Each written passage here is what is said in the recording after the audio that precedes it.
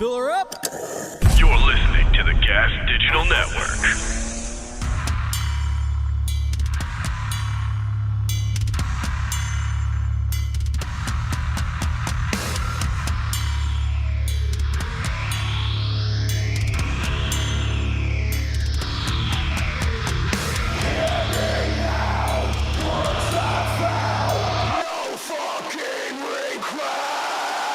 With Rob Flynn. What up? What up? What up, podcast party people? I'm chilling like a villain, rocking out. I'm a little tired today. That's right. I stayed out late last night at the Soulfly Short Fuse Earth Crawler show, and it was a good one. Hung out with Max for a little bit, went out to lunch with Dino, Cazares. We had some mole tacos over at Cancun Taqueria, which is bomb. Just fucking awesome. And then I went and I kicked it over there. I went to the sound check, and those guys were sound checking. Seek and strike, seek and strike, strike, seek and strike, seek and strike, strike. And I guess they hadn't been playing it, so it was kind of a new song in the set. Anyway, after the sound check, kicked it with Max for a minute. It was cool. He was in good spirits. It was good to catch up. I hadn't seen him in a while, man. Like, we just hadn't crossed paths. I had Dino on the podcast. Max said he wants to come on the podcast. I was like, fuck yeah, dude. Let's fucking do it. Let's do it. So that should be coming down soon. I think that'll be a good one, right? That'll be a good one. What kind of questions we're going to ask Max? Don't want to go into all the Sepultura stuff. I'm sure it'll go there. Depends on how much time I get with him, too. You know, like, sometimes people only want to do a certain amount of time, but we can go, like, you know, sometimes when it's just open, free conversation, they're awesome. That's when they're the best, you know. No restrictions, can kind of just let the conversation flow. Kind of like this conversation that I'm about to have with Frank from Metal Injection. If you did not know, big news in the Metal Injection world. And we talk about that on the podcast. But this is a really good podcast, man. I was super stoked on this. Anyway, the show was great last night. I stayed up way past my bedtime, then had to get up and get my kids ready for school today. Just kind of make sure that they get out the door and get up and everything. So, yeah, I'm a little tired. But Soulfly was killing it. Soulfly killed it last night. Fucking rocking, grooving. Fucking drummer just banging. It's a fun time. It's cool, too, seeing Dino and Max on stage.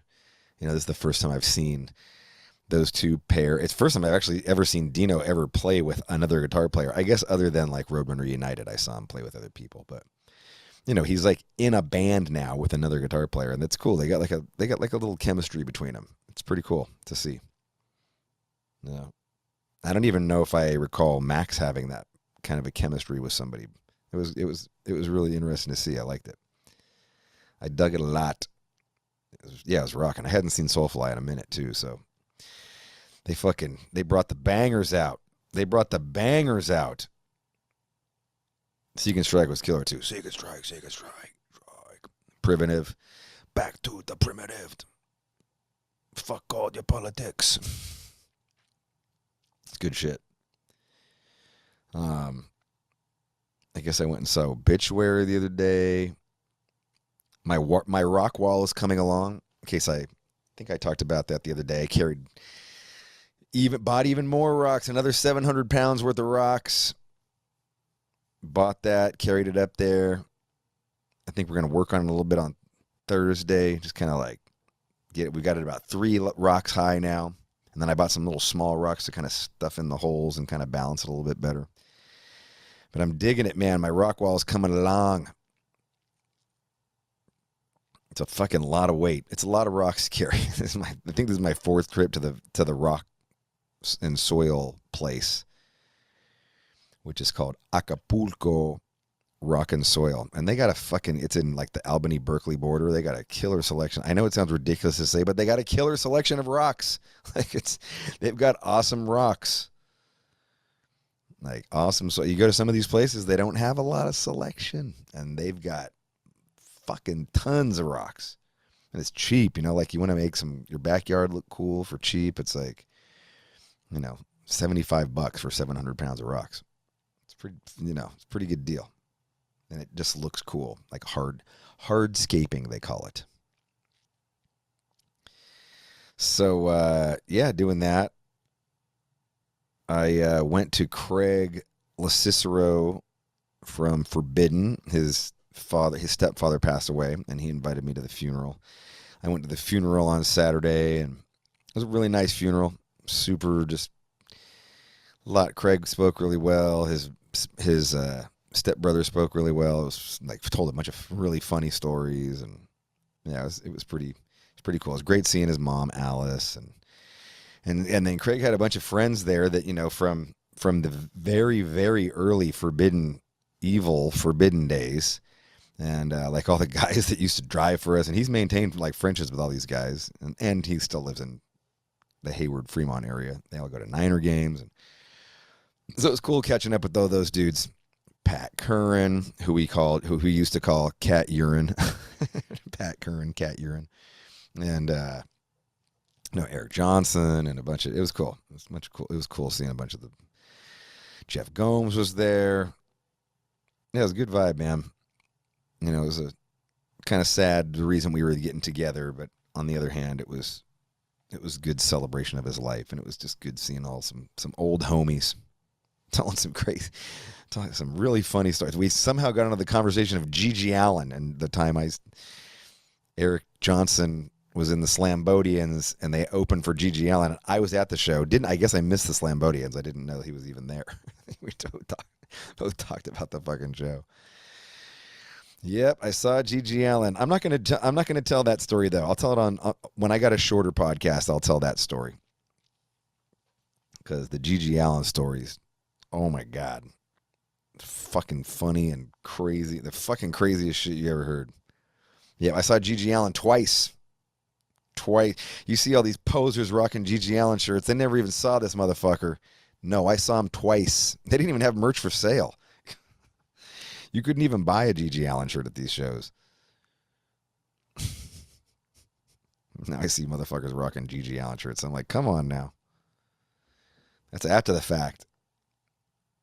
But, yeah, I'm going to do a short intro because this was a pretty long interview, and I want to get right into it. I think it's really good. I think you guys are going to be really, Frank runs Metal Injection, and now Metal Sucks.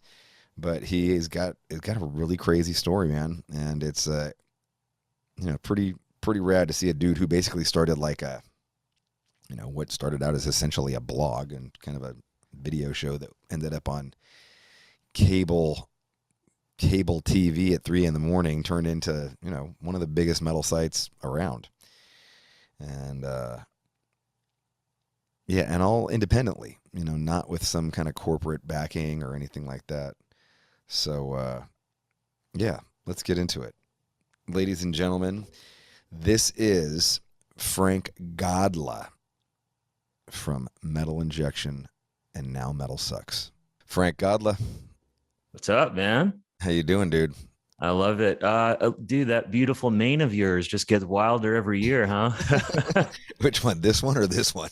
Both, actually. They're looking lioness. This one's looking pretty gray right now. Yeah, I got a couple of those coming in. Come on. Dude, I was just perusing your Instagram with the fucking, jaw-dropping trip to Africa. I was just, dude, it looked like the fucking greatest thing ever. I was pretty blown away by it. Just awesome pictures of animals, the fucking crazy waterfall, like, dude. Yeah. Dude, I'm sure you could relate, but it's, I've definitely been to a lot of places in the world because of metal. I've been through touring bands and working, the festival circuits and everything like that. So you get to see a lot of the world, but, I always feel like it's like a sampler. Like there's like places that you want to go back to, or things that really are for no reason, not metal related at all, that you want to go to and check out in life. And this Southern Africa territory was one of those things for me. I always wanted to, never got a chance, but wow. Yeah, I mean, I was tripping out on that. The first picture where you're like literally on the edge of a waterfall. I was just like, what the fuck is that? I scrolled past and read the whole story. It's like, is that, maybe I'm reading it wrong, but that you can only do this for like a certain time of the year or something like that? Yeah. So basically it's only like 2 or 3 months out of the year where the water is like at the right level, and not, forcefully throwing you over the edge. Right. I mean, it's like the world's largest waterfall, and it's surreal to just even be there.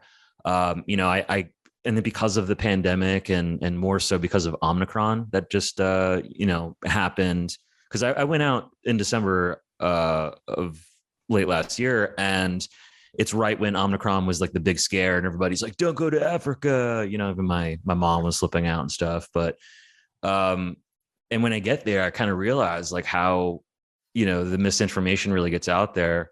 It's even though they discovered it there, it's not necessarily where it came from. And the way that they control the pandemic and procedures and stuff like that, is the height of security there is just way beyond anything that we've ever seen here.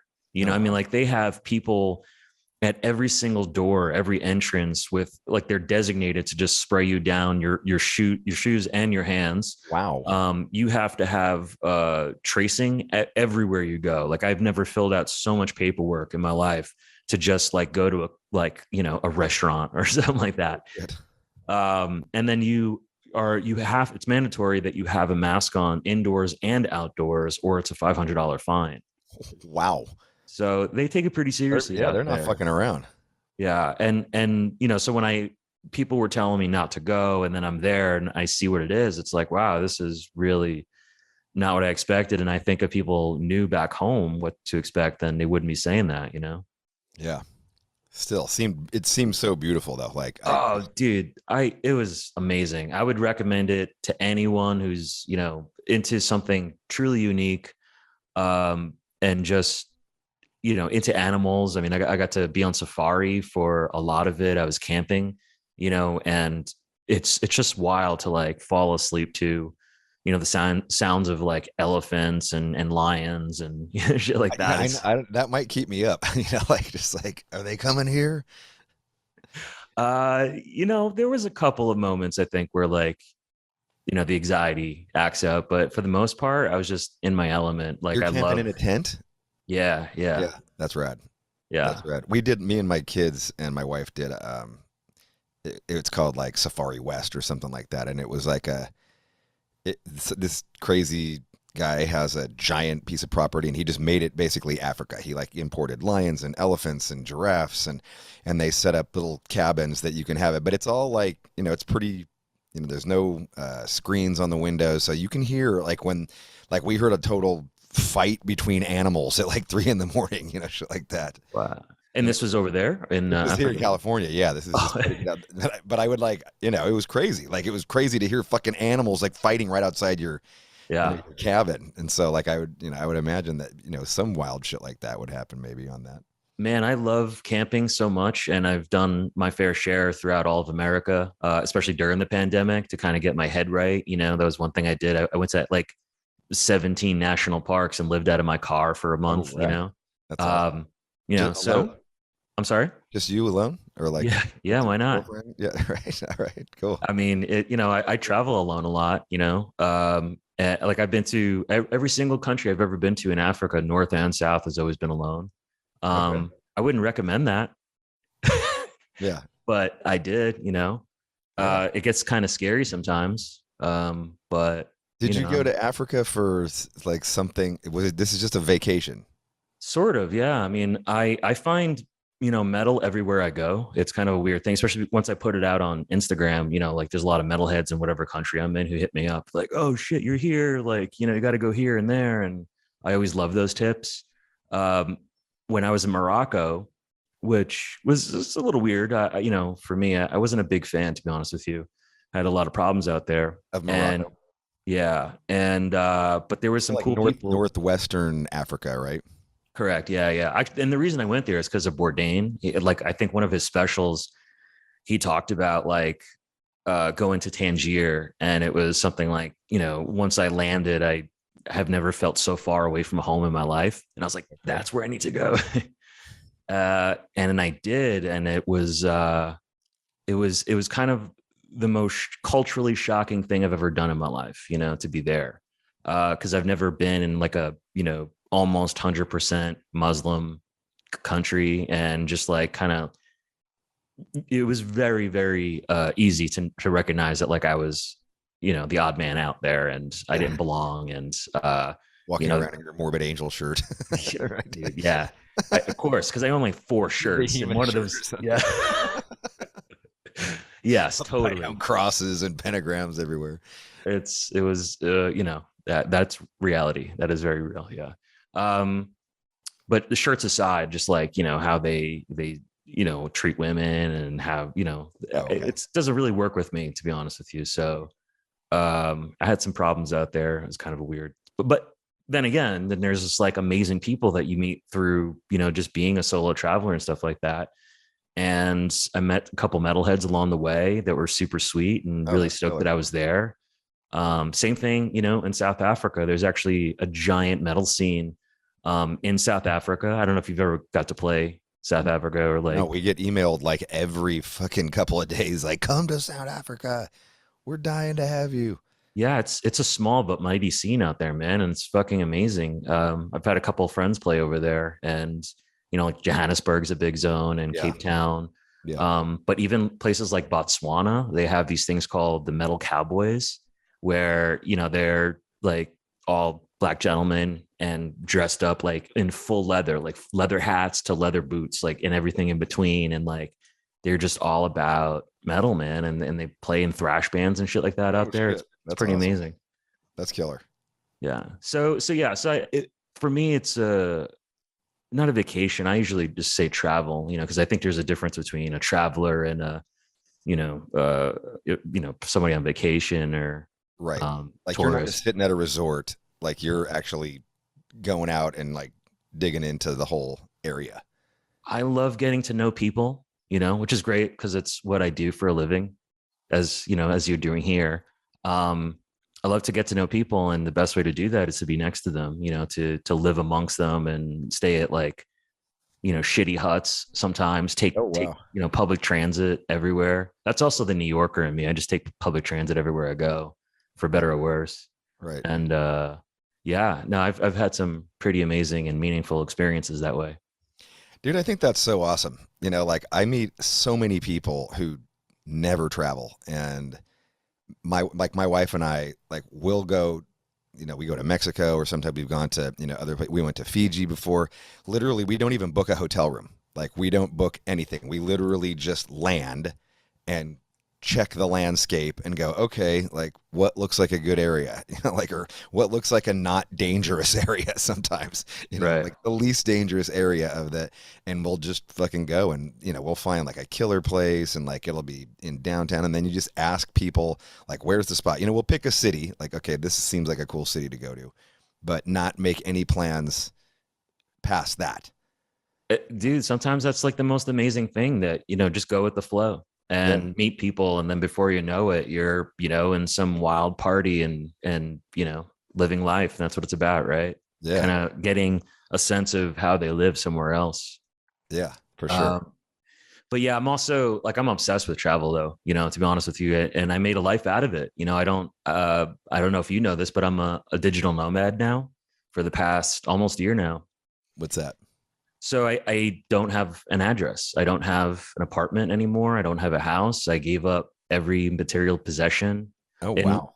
Last March, I went home back to New York, and I just kind of I don't know, I got really depressed, and I was like, I can't do this anymore. Like, I don't like to be bound by a lease or material possessions or anything like that. So I donated everything that I own, sans, computer, camera, lights, drum set, guitars, t-shirts, the necessities. And other than that, I don't own anything else. And I just live out of a suitcase, and I just go to, Africa for 6 weeks, and then I'll live in Texas for a month, or in California now for half a year. Are you in a hotel like doing this? No, like right now I'm in LA. I'm in an Airbnb for several months. Okay.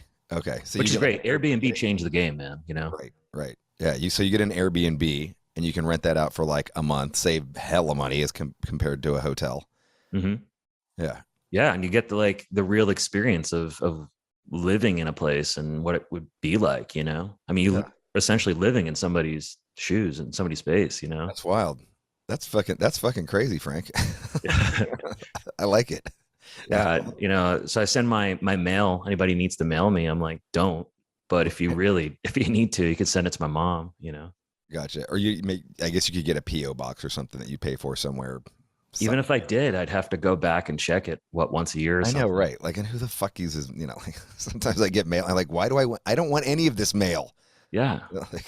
Yeah. I mean, even checks, like literally anything and everything you could think of could be digitalized. So. Right.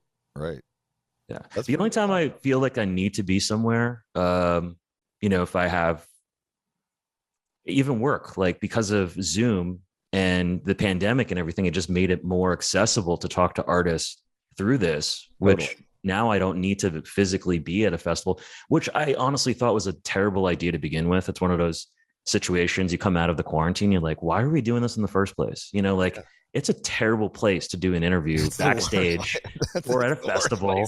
It's fucking loud. They've got 15 minutes tops. Like it's, fucking, Yeah, you're probably waiting around. I haven't done them that many times at festivals, but I know I've made people have to wait a half an hour sometimes just because some bullshit was going on or whatever. Exactly. Yeah, I mean, and I understand that. I'm an artist too, and I understand you got shit to do. You got fucking load in and sound checks and things to do. You're a person too, and I feel like I'm invading an artist space sometimes, because they're sharing it with 5-6 other members and plus crew and shit.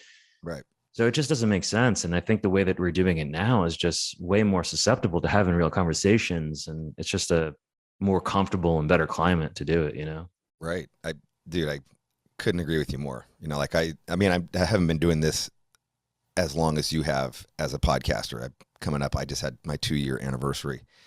But this before the pandemic, and so I'd have to go to a show and like talk to somebody, and I'd get half an hour, and it'd be like while another band was sound checking, and it was good, it was fine, and that's all I knew at the time, and so that's all I had ever done in my history as well. So, but when the pandemic hit, it was like. It was just great because all of a sudden you can do a Zoom and then fucking everybody's bored out of their goddamn minds. So they're just like, I'm down to talk for an hour and a half. Sure. I was like, all right, let's do it. Exactly. Yeah. And that's when my podcast started doing good, because then it could be a real interview and go 20 million fucking places rather than just whatever, the half an hour or 30 minutes that we could squeeze in, I found the same thing too. When I was doing a lot of interviews during the pandemic, I'm talking about it like it doesn't exist, but of course it's still here. Right.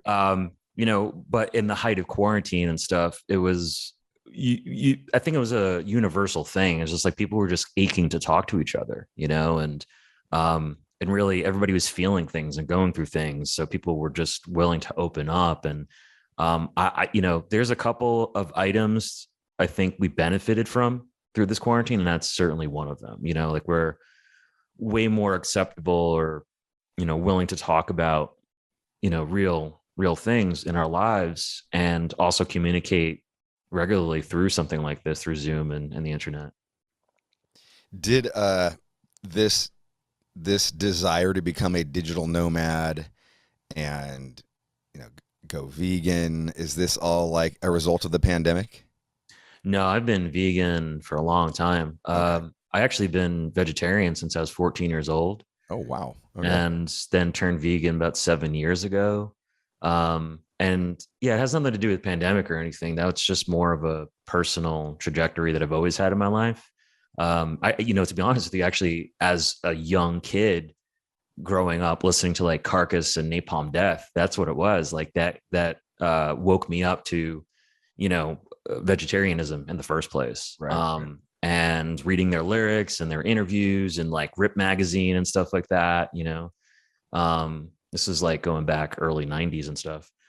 And that's the first time I ever heard of those, what is vegetarianism? And then I think Barney actually talked about a specific book, and I wound up looking it up and learning about factory farming and the realities behind it. And that just made me feel awful, and to kind of explore where food comes from and stuff like that. And I think it was pretty easy for me. I'm the kind of person, I could be my willpower is really strong. So like anytime somebody's like, that's going to kill you, be like, well, that's the last time I did that, and it was pretty much flip of a switch. Same thing with me going from vegetarian into veganism. It was literally just one day. And it was actually because my dad, he got news that he needed this is going back, like I said, like 7 years ago. He needed a quadruple bypass surgery, and it was really unexpected and kind of felt like it came out of nowhere.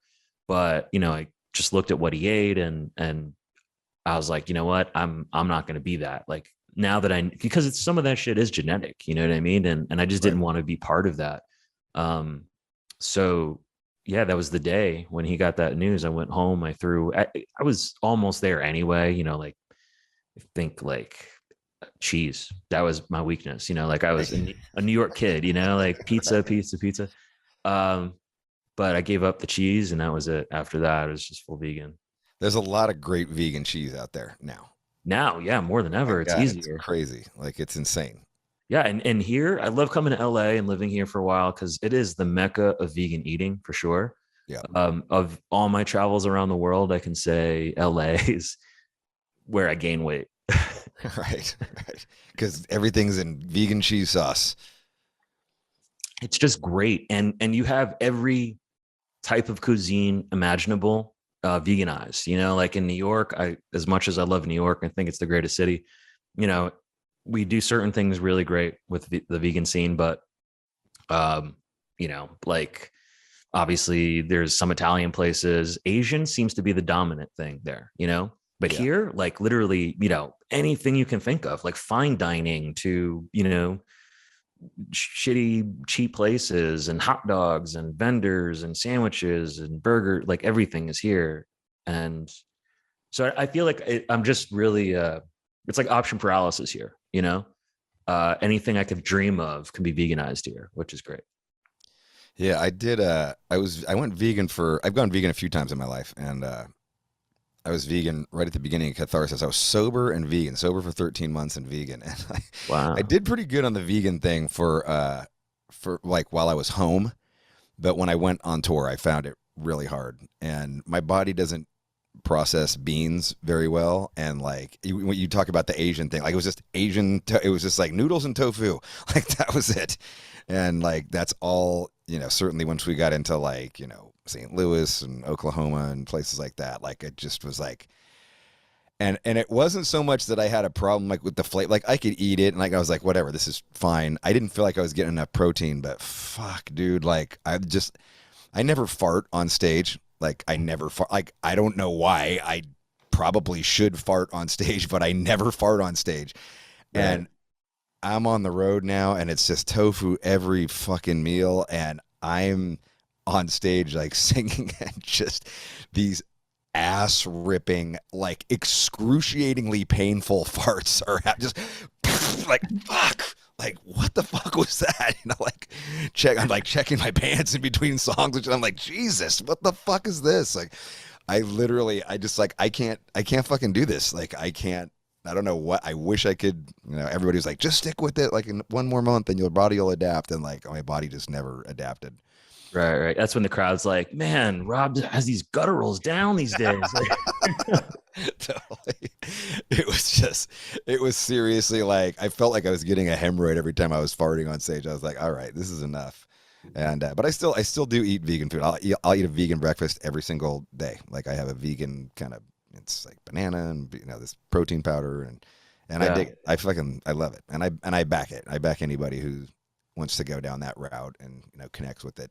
You know, it's what works for me. And I always say that, like, I am not one of those preachers by any means, you know, like this is, and I always put that out there on my Instagram and stuff like that. It's just like, this is what works for me. If anybody has questions or wants to talk about it, awesome. But I am the last person to be that preachy vegan. And, you know, I've dated people, girls who eat meat. I've, you know, have friends who eat meat, obviously. And, you know, I've actually gone to steakhouses in Texas and stuff. I've been dragged to them, I should say, you know, it's not my scene, but, you know, I've been there and haven't said anything. You know, I'm just not that type of person to tell others what to do or what not to do. You'll hang. Yeah. I'm always for the hang. Yeah. Right. That's cool. Tell me about big metal news. I mean, that's some big metal news that just went down with Metal Injection and Metal Sucks. And in many ways, one of the reasons I wanted to get you on here, because I just think it's like such the beginning of a new era and kind of the end of one era and the beginning of another era. And, you know, I was talking to my engineer, Zach, about it. And I was like, he's like, I don't know. He's like, something about, you know, he hadn't heard about it. And I was just telling him about it. And he was like, I don't know, man. Like, it just seems like metal's like just got one notch, you know, bigger because of something like this, you know, that you guys, you know, for just so everybody's clear, like Metal Sucks and Metal Injection have been taken over by the Orchard. They're distributing you guys. I'm not exactly sure what it is, but Vince, Axel, and Rob, your partner of a long time since the beginning, have now moved on, and you're overseeing all this stuff. And now you've got kind of the power of, you know, Sony behind you're overseeing both sites now. Am I getting this right? Yeah, it's all right. So I went from running one brand to both, and all my partners did leave. Collectively, we owned an ad network, the four of us, called Blastbeat Network, which I'm still working with that. They've acquired that as well. But yeah, I mean, it is a big step. It's pretty amazing. It's been a long time in the making, to be honest with you. You know, we collectively, I mean, so I've owned Metal Injection for 18 years. Metal Sucks, I believe, was 15 years old. And it's been a long time, man. For the last 5 years, I would say my partners have all been kind of discussing like what's next, moving on, stuff like that. You know, each, like, one by one, each of them have kind of like come to me with that. And I was always the last one. I was always like, I don't want to get rid of it. I don't want to sell it. I want to be part of it, man. Like, you know, I have the best job in the world. I talked, like, my friends are my heroes are my friends, and I get to talk to them, hang out with them, and do cool stuff with them all the time. But it also comes from really how we started. Like, I was always, you know, like the metalhead, you know, and the guy in bands, and, you know, like long before all this shit, like I was doing this, you know, I was part of the metal scene since I was really like 10 years old, you know, and here I am 40 and it still hasn't changed, you know? So yeah, absolutely. It's a big step for the companies. It's a big step for me personally. And what I think, you know, it's, despite all that, like, really my day to day and stuff, it hasn't changed too much. You know, I mean, like, it's amazing because they definitely take away a lot of stuff that I didn't want to do. So now I can like hand off, you know, a lot of admin stuff, you know, that, you know, the less glamorous shit that comes with owning a company, and that especially big companies that like Metal Injection and Metal Sucks. It's pretty amazing how much we've managed to get done on such a small staff, you know? Right. And now that the staff has just grown, it's just like makes it, the power behind it, you know, that much easier to manage to do things, and allows me to kind of focus on those big ticket items instead of a lot of the minutia of, you know, accounting and payroll and all these other little things, you know? Yeah. And that is, so those guys are no longer a part of it in any way. No, well, I mean, this is still a transitional period, but now it's been like a month or so. And I think they've definitely been able to relax. I mean, like, Rob, for instance, went to Mexico right away. I'm on vacation. Yeah, basically he checked out, went to Mexico. The other guys, I mean, Vince, he's a dad, so he has a lot of dad duties going on, and Matt's, I don't, to be honest with you, he's always the wild card. I never really knew what he was doing, so maybe watching movies. He's a huge movie guy, so okay. Yeah. No, I don't know what they'll do next. Seems like they want to take a bit of a break, which is fine. I kind of really ambitious of a dude, so I jumped 2 feet first, from being super busy to being crazy busy. Right. And being a digital nomad, which is even crazy, like it seems like it makes it crazier, but maybe it doesn't, maybe it makes it easier. I think it makes my life a lot easier, to be honest with you. It's so liberating to like not have to worry about me, like, or my shit, you know what I mean? Like, cause I don't have anything. It's like, how many people, like I don't even have a car. So I don't have to worry about where I park it or anything like that. And, right. You got motorcycles. Uber or walk or public transportation. Or motorcycles, those are easy to tuck away in different places. Okay. Yeah. So I got a couple motorcycles laying around the US. All right. You got one in LA? I do. Yeah. Okay. Yeah. So you have a vehicle. You need to get gas and shit like that. Yeah. Yeah. It's true. Yeah, but it's just so much easier to manage than a car. Yeah. Yeah. That's wild, man. I mean, congratulations. That's, first and foremost, congratulations. That's a big chunk of responsibility that just got thrown onto your shoulders, man. And it's exciting. It's fucking really exciting. Like, I got to imagine you're just fucking, your dreams for, what can happen with the sites and everything. Oh, you better believe it, man. Like as many amazing things I've got to do with metal injection in the past, just knowing that like I have, the Orchard and Sony behind everything that I'm doing, it just, that's an amazing feeling. And there is yet to be one time where I just like shot at the clouds and they were like taken back by it. They're like, oh yeah, totally. You should do that. Yeah, let's do it. Let's figure out how to do it. So we're still like in the very early stages of everything. And trust me, I come with a lot of ideas, always have.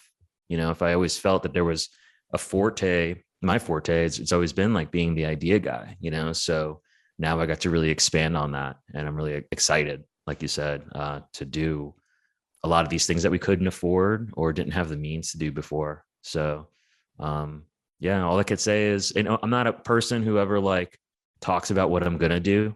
I'd rather just do it and then let the world see it.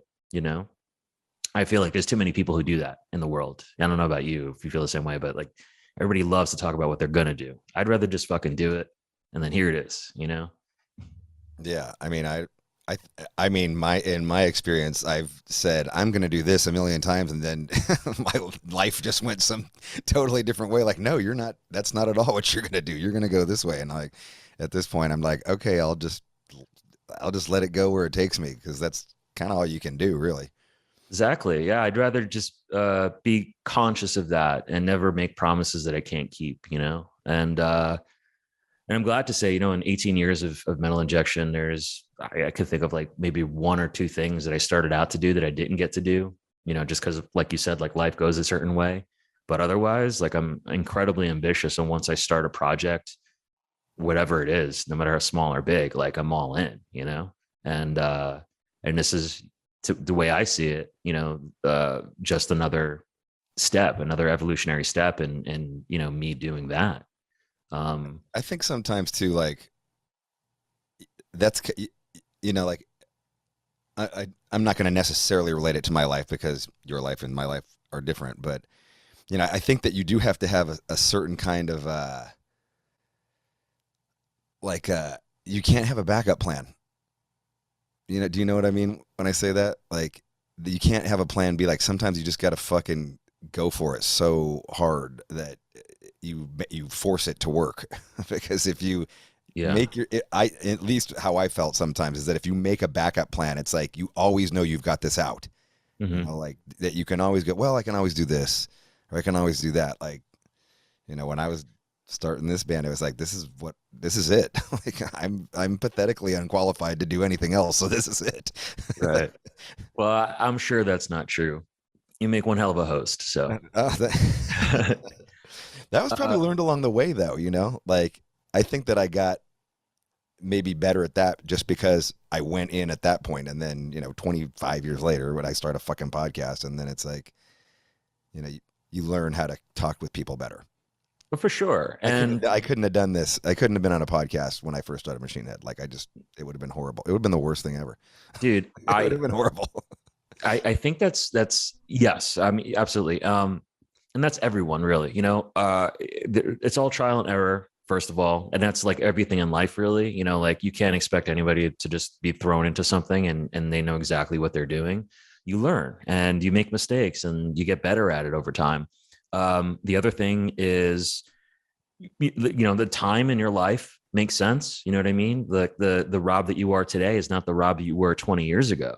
And, at that time, in that moment, maybe it just didn't make sense, for you to do. Maybe internally you had some kind of struggle where you couldn't be like, you were comfortable being the front man of the band, but not being, uh, the person on camera with a microphone and have to carry a conversation. It's a whole other energy. You know what I mean? At least I feel that way. I'm not a front man. I'm a drummer, but like, there's a different energy to it, I think, Yeah, for sure.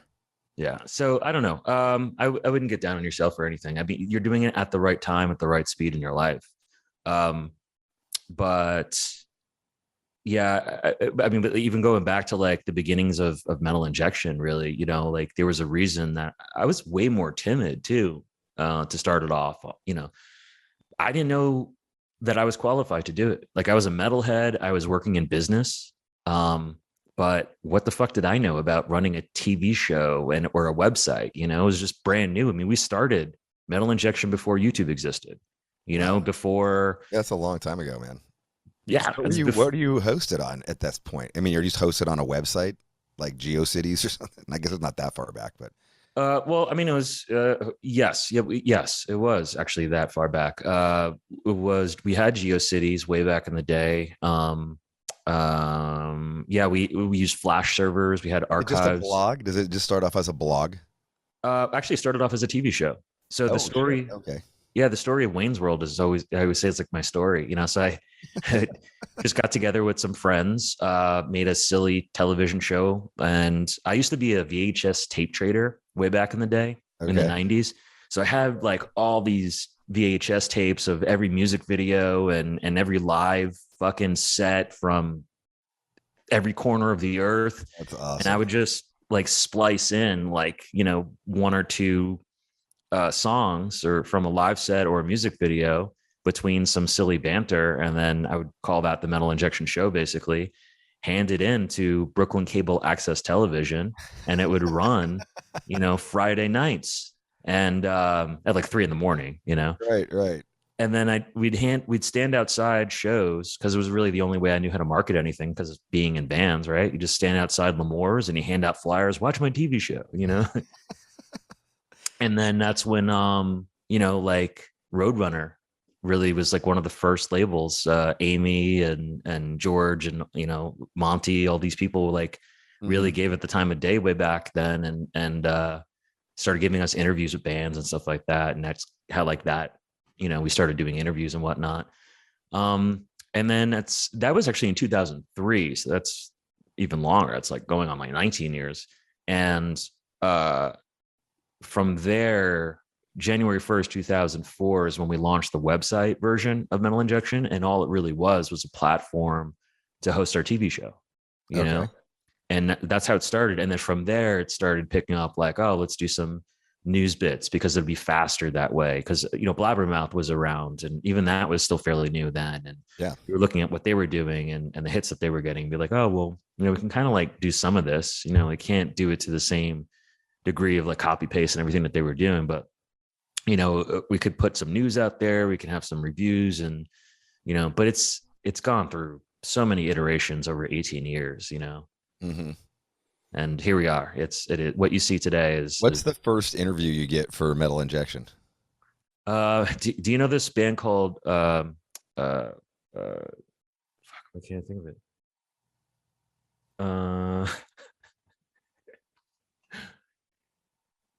Wow, this is gonna haunt me right now. I should know this. Is it a Roadrunner band?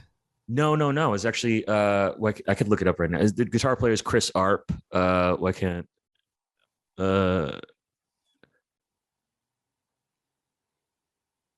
Psyopus? Duh. Yeah, Psyopus was the first one we ever had, and then fuck, I want to say first you big. Rob, you and Rob interview him. Yeah, and I want to say the first big band was probably Slipknot, but they were holy shit. But they were also like fairly newish back then, you know. So, 2003.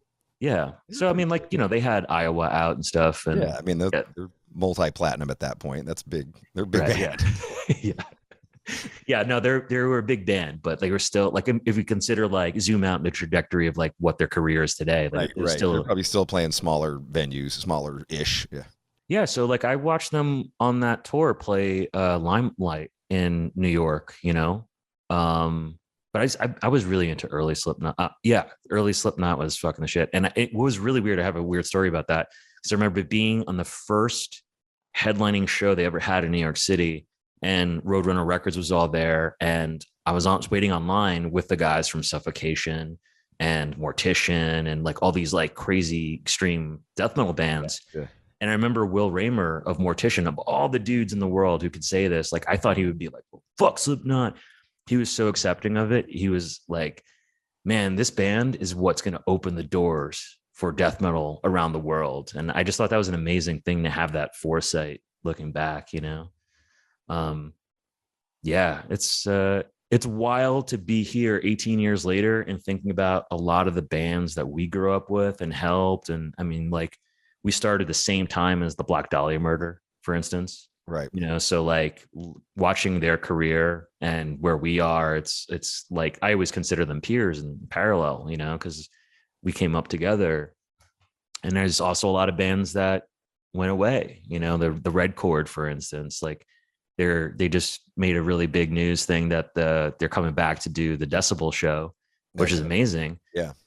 I miss those guys, but yeah, Gunface and the bass player are two of the funniest people I've ever hung out with in my life. Yeah, like totally. Like I'm crying and my cheeks are hurting because they're about to cramp because I'm laughing so fucking hard. Like Same. Those dudes fucking rule. I love those dudes. Same. Yeah, Greg Weeks. We actually gave him his own column on Metal Injection way back in the day. It was called Ask Me, I'm Right. Yeah. That's awesome. It's so fitting, man. We actually my fondest memory of those two is we sat there in the back of my bus one day, and I wasn't drinking for some reason, even though I drank all the time back then. But I was just like, I need to stay sober. I had to do something. So, but they came on the bus, and they're just like, my buddy Tom was with me, and he's just like, dude, you know what we need to do? And I was just like, what? He's just like, we need to listen to the Fieldy solo album. And I was just like, why? Why would we want to do that? You know, like I'd already seen the video and shit. I was just like, they're like, come on, these fucking rhymes are the best rhymes you're ever going to hear. And so he sat there, and these two I'm talking every single song on the Fieldy solo record. They know every word, and they like literally act it out, and like fucking, you know, they're like, take a shit in the bag, light it on fire. You open the door, there's a bag on fire. Like that's the rhyme. Like he rhymed fire with fire. We were like, they're doing like a skit to this whole thing. I swear to God, I can remember it like it was yesterday. It was one of the funniest fucking nights of my life. Like that memory will stick with me forever. Like those two dudes are the best, you know. And it translated on stage too. Like I remember I always bring this up whenever I see them, but they did this one amazing set. I think it was like the New England Metal Fest maybe, where you know, the singer, he would just go on stage, and after I think he even started the set, he's like, this is your last chance to dance. And every time he said it, it just got funnier and funnier because people would just like go off like crazy, like it was the last song, and then they would just go into 3 more songs, and then, you know, over and over again. But they would always do that kind of shit, like, and they just seem to have like a never-ending supply of jokes, you know, right. and everybody else, you're right, Guy, yeah, and everybody else was the butt of the joke, and you were just there to be and happy to be part of it, you know. Right. Totally. Yeah, that was some big news. That you said that was one of your earlier interviews? That was another band. Yeah. Oh no, you were saying that they were like your peers. They started around the same time as you guys. Yeah, there's so many of them. Mastodon, and like I remember coming up with a lot of different, even like proto metal injection stuff. Like I was still in the scene, with working or hanging out with people. Like, I mean, I've known the Dillinger guys since fucking time began, and the Meshuggah dudes and stuff like that. Like I was always part of the scene. Be it just being around New York. You were in a band though, like playing in bands with these guys. I mean, well, like opening slots and stuff. Yeah. I was in several hardcore bands. I mean, I still play, Oh, totally. Yeah, your Slay at Home thing is crazy. It's fucking awesome. Thank you, Ben. Yeah. And a lot of that goes back to knowing a lot of these dudes, like the Candiria guys I've known fucking forever. And, it's Slay at Home was an amazing thing because I really just got to like, sort of play with a lot of my friends that like I just never really got around to jamming with before, So for the Metal Injection 15-year anniversary party, I threw this thing at St. Vitus where it was just a collective jam, kind of like Metal Allegiance style type thing, and I had Alex from Testament is there, and guys in Dillinger, Typo, you name it. And it was just an incredible thing to like, after knowing these guys for, 20 years or whatever, like to be up there on stage jamming with them. And that was right before, maybe a year or so before the pandemic. And then once the pandemic came around, it's just like, well, shit, let's just keep that going, right. Just keep jamming. And what else are we doing? Right. Yeah. So you did a lot of Slayer songs on that, man. I was like, man, this motherfucker's got his chops. Well, Slayer is one of those bands that like I started with, and you always go back to like the beginning, when you play. Yeah. And Dave Lombardo is like I always say, like Lars is the reason that I play drums, but Dave Lombardo made me want to fucking play drums. Right. So Dave, yeah, Lombardo, he is like forever. Like I just owe it to him, I think I saw you covered Postmortem, right? Yeah. I was watching that. I was like, all right, I want to see this motherfucker. You can't fuck up Postmortem. I was like, you better deliver here, Frank. Yeah. And you did. I was like, fuck, man, all those little fucking, there's a lot of little details in that song that are fucking, they make it a challenging song on drums, cool little, just like quick little trippy fills. Yeah. I appreciate it, man. Yeah. It means a lot. Yeah. Yeah. I mean, it's, I never stopped drumming the entire time. I started as a drummer. And then really that's what I wanted to do in life. And it's kind of weird how like you set out to do one thing and then something, success happened somewhere else. But I still drum. Like I got to play in some of my favorite bands doing cool things. I actually, so the new Typo,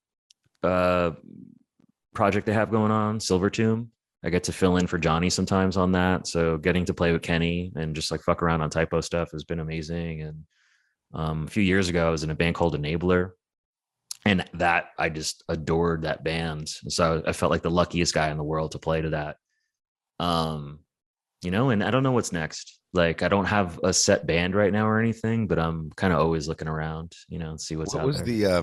What was the name of your early bands, the hardcore bands? So way back in the 90s, it was Force Fed, which became Full Blown Chaos. Oh, okay.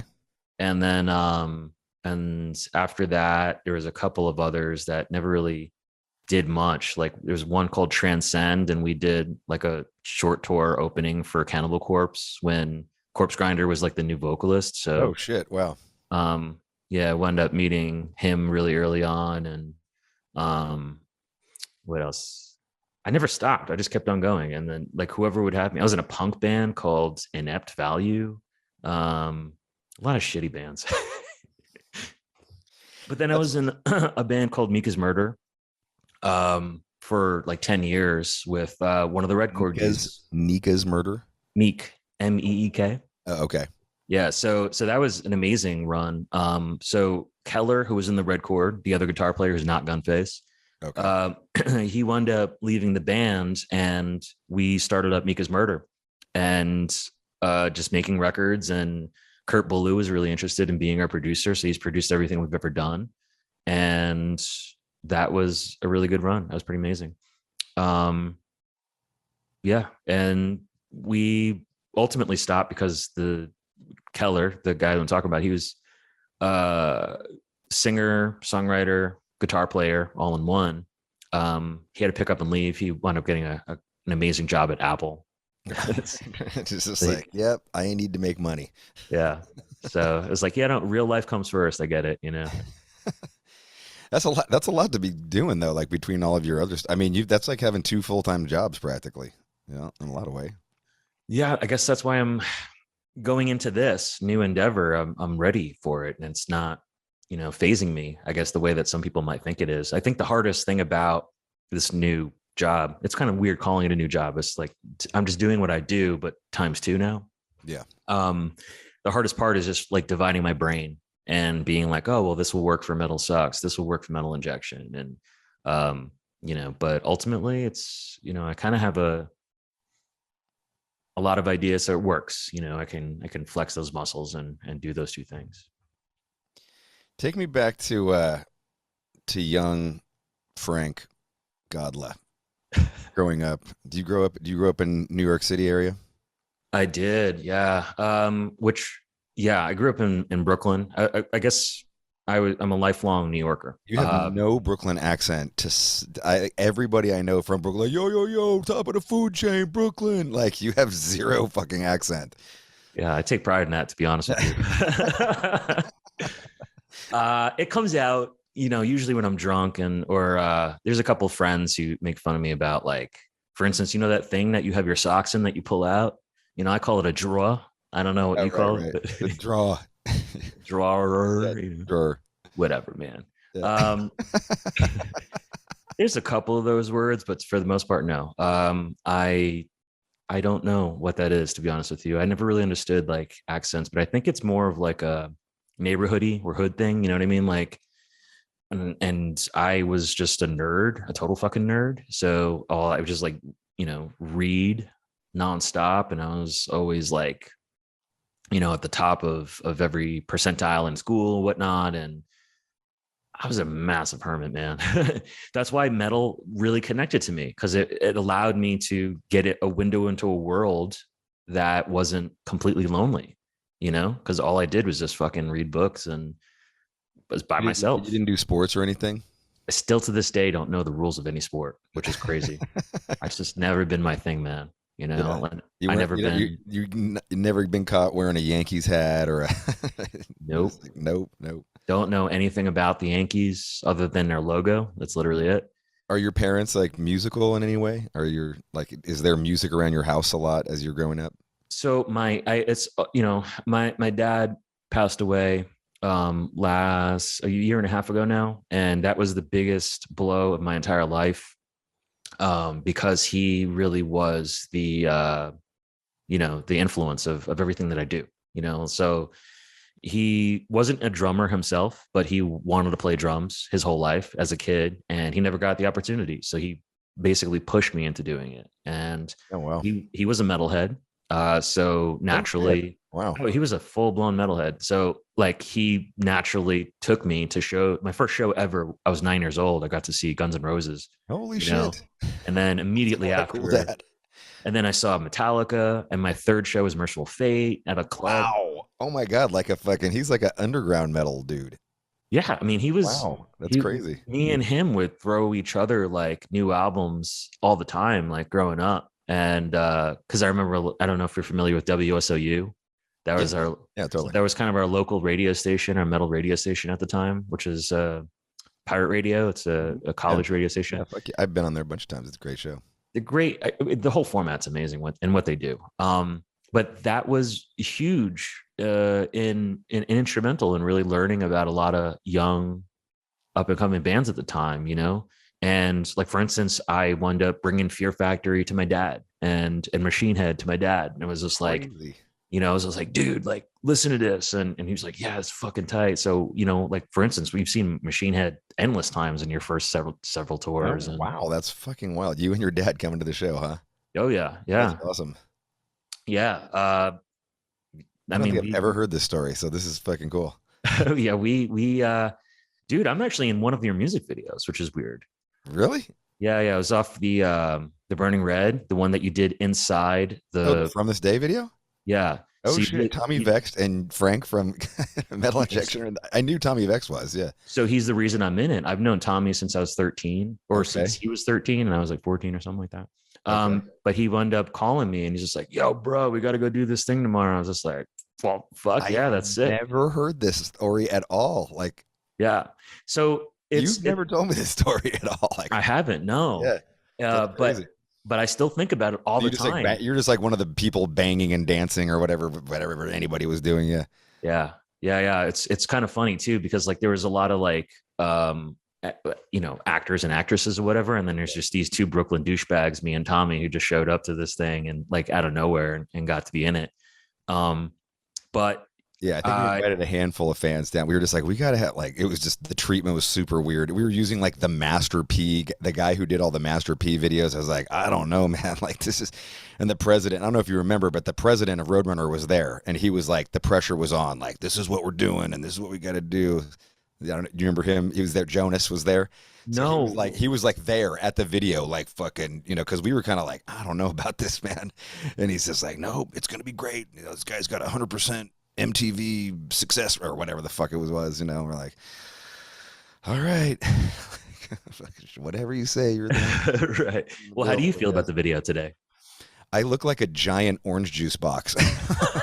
Like I'm just like, but Awesome. to me, it's like the video is just so 90s. You know what I mean? Like it's just the apex of fucking late 90s, Yeah. video stupidity. You know what I mean? Like it's just whatever. Great. It's a great song. And so to me, the song has stood the test of time, but the video makes me laugh, and I can laugh at the video now.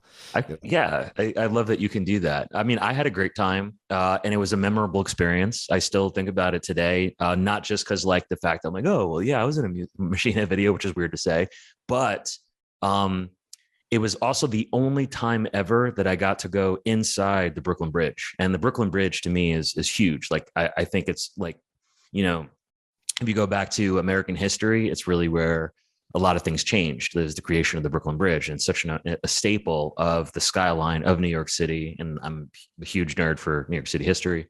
Me and Monty Connor talk about that all the time, by the way. But yeah, that bridge specifically is one of my favorite things in the world. And to be inside of it because of you is a giant honor, and also it's super off limits. Especially after 9/11, they shut that shit down and no one's ever allowed in again. Oh, wow. Okay. So that. Yeah. So I always thought it was cool. I always thought that was the best part of the video. Like all of the inside the Brooklyn Bridge shots were the coolest ones to me. Yeah. Because the rest of it was like us on a stage, like on the side of the Brooklyn Bridge or something. Like it just looked like we were on the side of a building. I was like, what is this shot? This is the dumbest shot. Like at least show the fucking Brooklyn Bridge. Right. Yeah, totally. But so the entire day was amazing because even back then I was just like a little nerd about, the bridge. So I was just like, oh my God, it's wicked to be in here, So young too, man. Like that's just crazy that you were like, I don't even know if I could have done. I don't even know if someone would have asked me to be in a video when I was 14. I'm like, no. You know what I mean? Like that's just crazy. Seriously. But you kind of just, I think I've made a life out of that. Just say yes to things, to experiences, and see where it goes, Yeah. I didn't become an actor. Now I gotta go watch that video again. And look, is there like actually scenes of you? Like you can tell it's you? I mean, I never sat there and watched it frame by frame, but I mean, you must have watched it and seen yourself in there. No? I never really looked for myself, to be honest with you. There's definitely a girl I went to school with in high school that's in it. I've seen many times because it pops up. But yeah, maybe you can. I don't know. Also, I probably wouldn't want to find myself. You ever like look at old photos of yourself and just like, ugh, okay, I don't want to see that. Or look at old videos of yourself.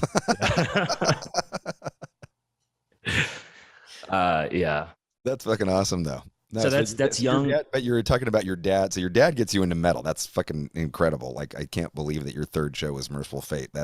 Oh, dude, it goes sick. On and on. I mean, what a sick introduction to metal. I mean, like when I was when I was 14, he actually gave me a fake ID because he was just like, all right, like he can tell that I was really into it. And at the time, I think you needed to be 18 to get into a lot of the venues in New York. So give me a fake ID just so I can kind of go on my own, because he didn't want me to stop, but he also had a job to do, and all that. It's really weird to think like back on my life too, because I was super poor, especially growing up in the 80s and 90s in New York. I was just became, from very, very humble beginnings, poor family and stuff. And New York was fucked, like it was just not what it is today. A lot of burnt down buildings everywhere you go, especially in the Lower East Side and stuff where I used to hang around, where my dad used to work. It was just really dangerous. And so thinking back, like, growing up in New Yeah, the York. Lower East Side was fucking rough back then. Yeah. It wasn't the what's the place that took over CBGB's now? Like the fancy designer guy. John Varvatos, is that it? Yeah, there's no John Varvatos Yeah. on those blocks. What's interesting is a lot of people get down on Varvatos for opening that store. And I always remind them, first of all, if you haven't been inside of it, you should, because he maintained it, right? The best way I could ever imagine. Like he actually like put these plexiglass platinum things on the walls to preserve even the stickers and this is what it looked like, and save the stage. And I mean, it looks like CB still, right. There's no bar there, but now the bar is really the counter where you check out and shit like that. But for the most part, I walk in, I'm like, shit, I can still feel it here, to some degree. Cause I love CB's. I played there so many times. It was one of my favorite places to play. But yeah, it's kind of an amazing thing to walk in there, and it's almost like a little museum of sorts. I got to go check that out. We played there one time, and it was a big honor. I mean, it was a huge moment, and it was. I just remember that bathroom, boy. Woo! Like that bathroom was just. It's wildly impressive and terrifying all in the same breath. Yeah. There's some pretty amazing photos that came out of that bathroom, actually. Right. Yeah. I always think about the story of the guitar player or the bass player for the Ramones. He needs to clean he's getting ready to shoot heroin with somebody, and he gets ready to clean his rig, and he sticks his fucking, he goes to clean his rig in the fucking water in the fucking toilet bowl. And then that's how he cleans his rig. And then, all right, I'm ready to go. And he, then shoots it into his fucking arm. I'm like, what a lunatic. That's all I was sitting there taking a shit on that toilet. And that's the only story going through my head. It's like, this motherfucker stuck his needle in that water right there. Yeah, that's grody as shit, man. Wow. Definitely is one of those places where you walked in and you could had that punk rock, like just, years and decades of all that punk rock mystique and everything. You felt it, but also just the amount of like germs and weird shit living, there. Wow. You can't get to the basement or the bathrooms anymore, but the rest of it is pretty awesome. And I would go check it out for sure. But like I was saying, I like to remind people that like it could have been a fucking Rite Aid, you know what I mean, or something that does not resemble. Yeah, they could have just demolished it. Yeah, I wish I've seen them do. Like a Coney Island High, for instance, turned into like a Japanese restaurant. So it's the furthest thing from a venue, and then Coney Island High was huge for New Yorkers back in the day. It's where like Meshuggah played their first show in America ever. It's where Death played their last show before Chuck died, all that kind of shit. So and now that's nothing. So it could be worse. Right. But yeah, growing up in New York was really, really rough. I'm very, very fortunate to have the parents that I did and do, as they were always about like, just your dreams and just do it. And, like they're pushing me in music. They saw that I connected to music, even though I didn't connect to a whole lot. Like I said, I was not into sports. I didn't have friends. I was a loner. I read books, and metal was my scapegoat. That was my way, man, to connect with life, with people, and with an interest around the world, and we're going back to traveling, how we started this conversation. As a kid, I was so poor. I never thought I would ever leave Brooklyn, ever. Just there was no way that I would ever do that. Like there's the money, it was just absurd to have any kind of money, barely were able to like fucking eat some days. And pay rent. And fast forward, when I first got to travel and go overseas, it was like the biggest moment to me. And I really never stopped since. And, it's been such a huge dream to do so.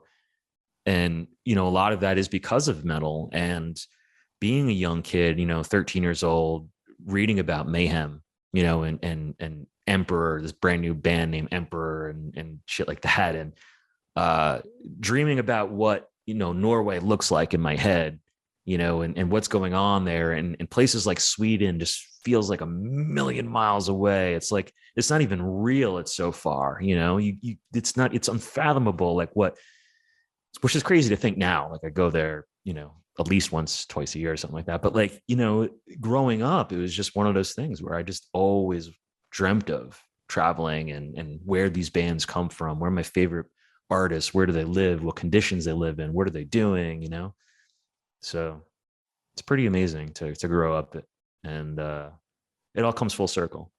What's your first trip out of the country? It was a really simple one, actually. I went to go visit a friend in London, and from London wound up going to Paris, and then Paris went to Amsterdam. That's a good little trifecta of decadence right there. It's like the essentials, Right. Yeah. And it was only. Are you there like on behalf of Metal Injection? Are you like? No. It's just actually really early on. Actually, I went with Rob, my partner at the time, Rob. Okay.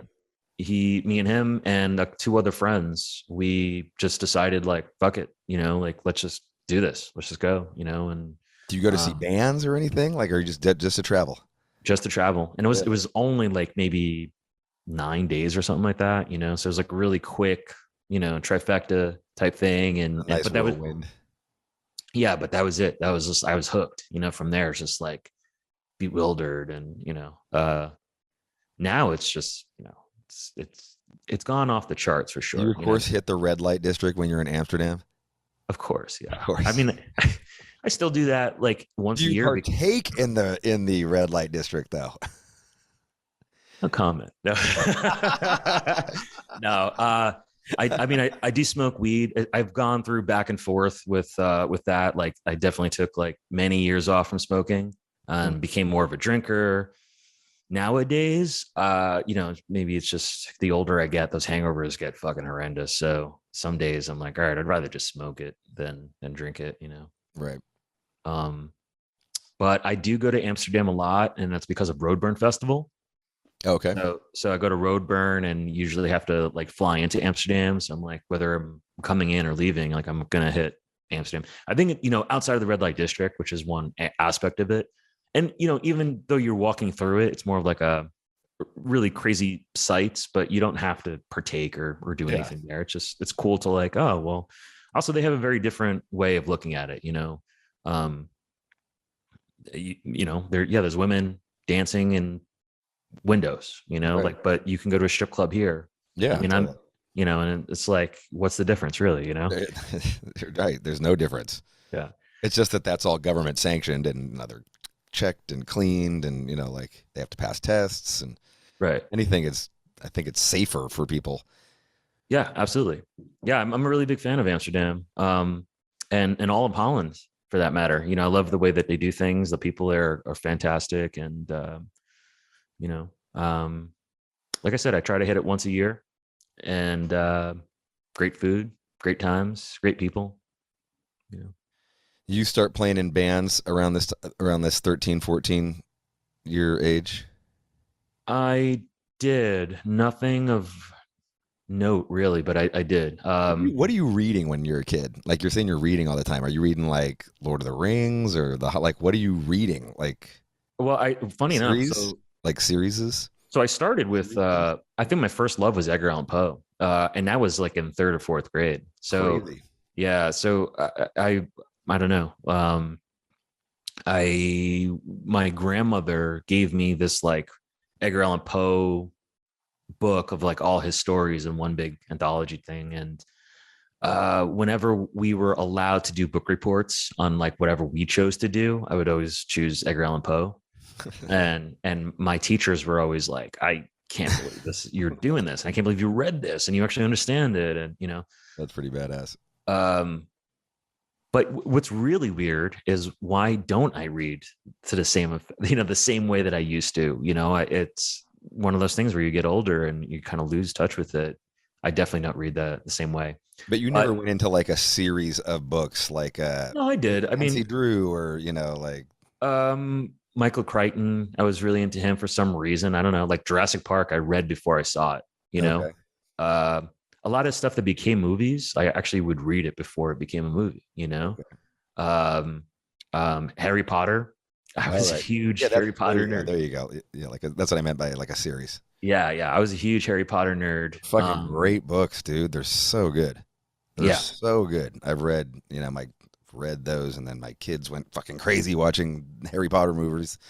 You read them. That's interesting. I fucking loved them. They were great. They're written. I personally like the books better than the movies, just because, you know, like, I don't know. I just thought, I don't know. I was just more engaged with the book for whatever reason. Same, absolutely same. I mean, but you could probably, you know, anybody who reads a book is probably going to say that too, you know, like, oh, I liked it. Because, you know, I liked some of the movies. I thought some of them were well done.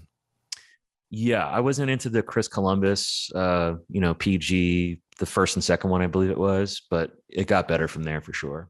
You know, yeah. I think the books really kind of went a trajectory of being more adult as they went on. I remember by like Goblet of Fire, #4, it was just like, all right, this is no longer a kid's book. This is now a real fucking story. Like, there's murder and love and everything in one book, you know? Right.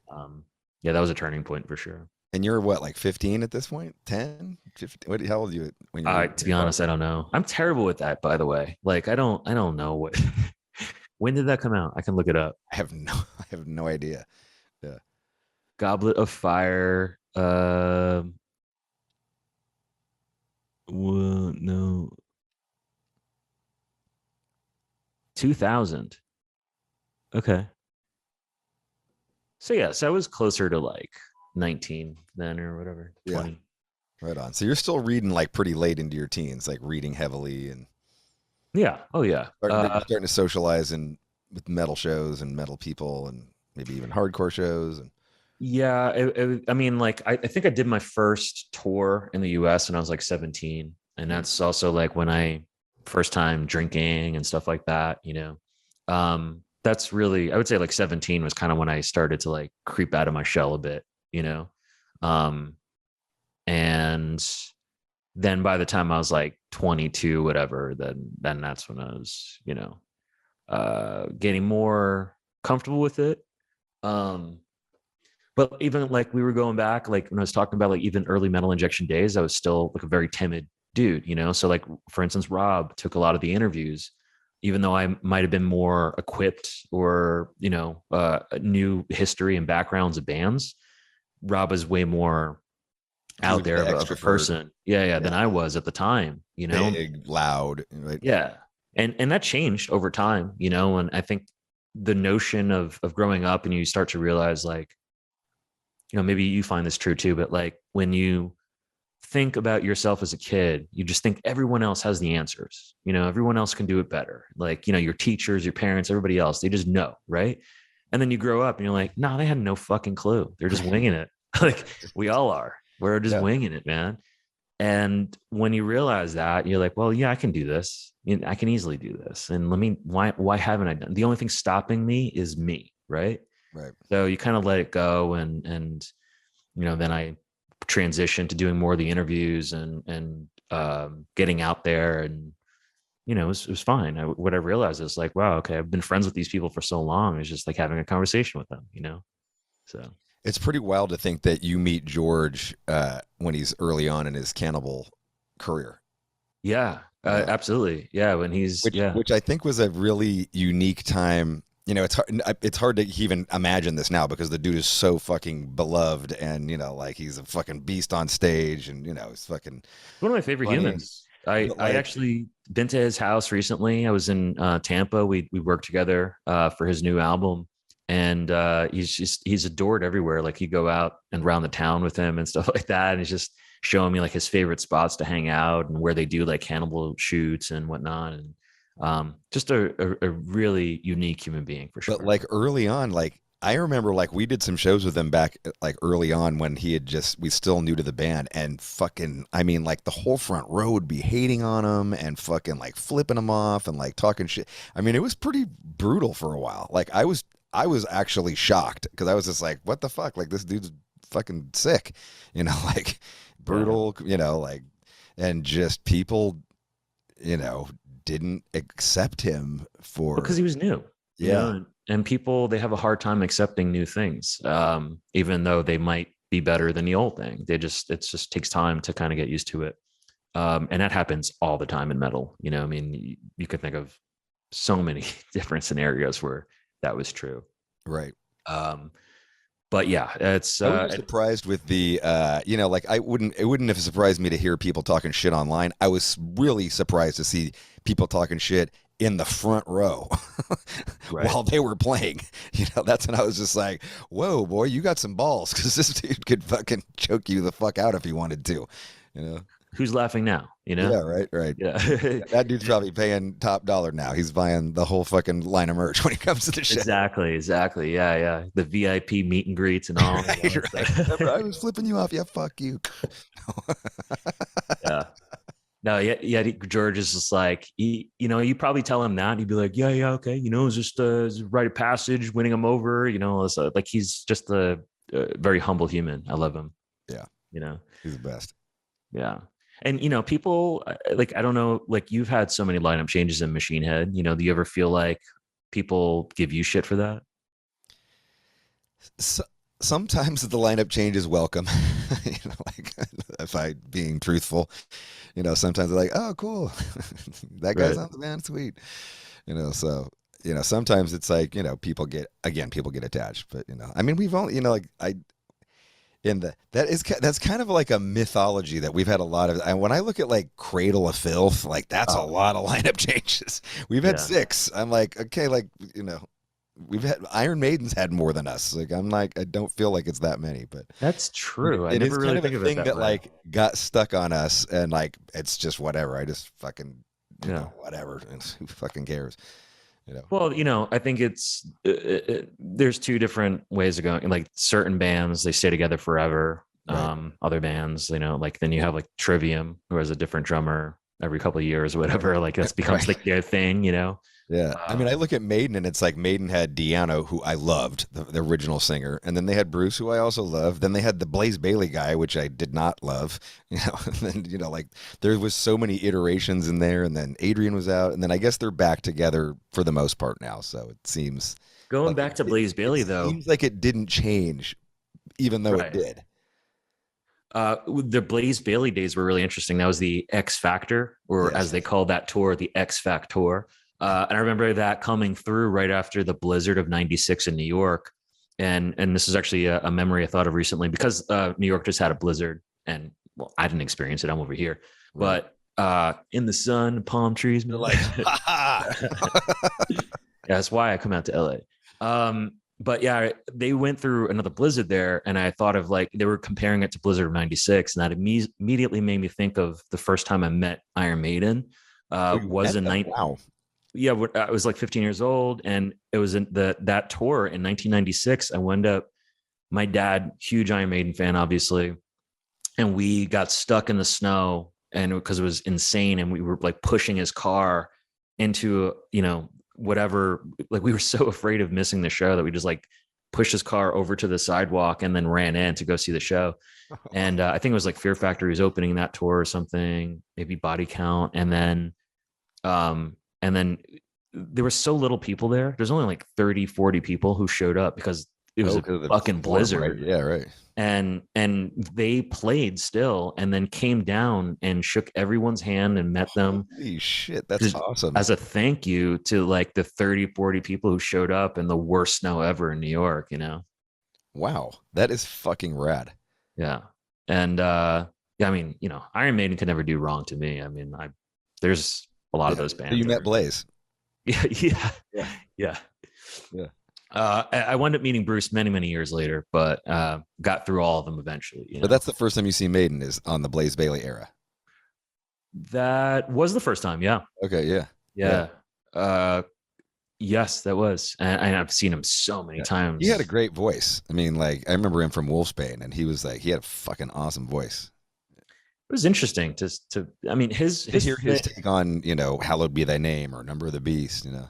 Yes, yeah, which he did. Yeah. And it was really interesting to hear his voice kind of fit into that whole thing. And you know, it's not too unlike, like, you know, I've seen Dio perform with Black Sabbath, you know, those days, the Cross Purposes tour and stuff like that.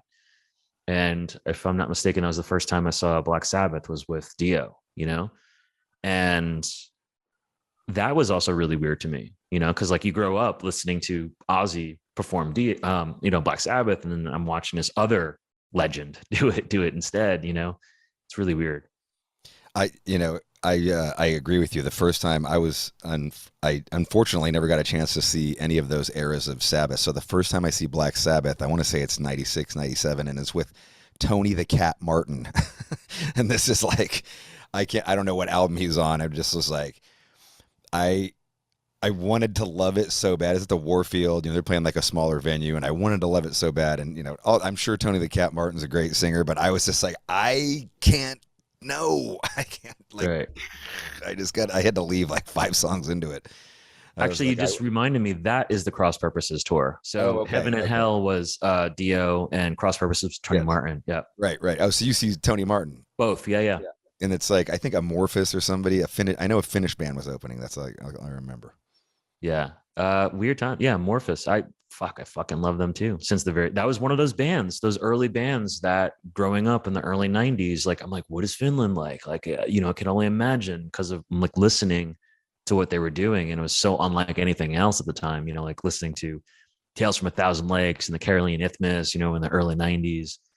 Just the sounds that were coming out of Europe were just amazing to me. So I just had this idea that it was something totally different than America, right? Know, growing up, and then then you get there and you're like, oh, it's just like a cleaner version of New York.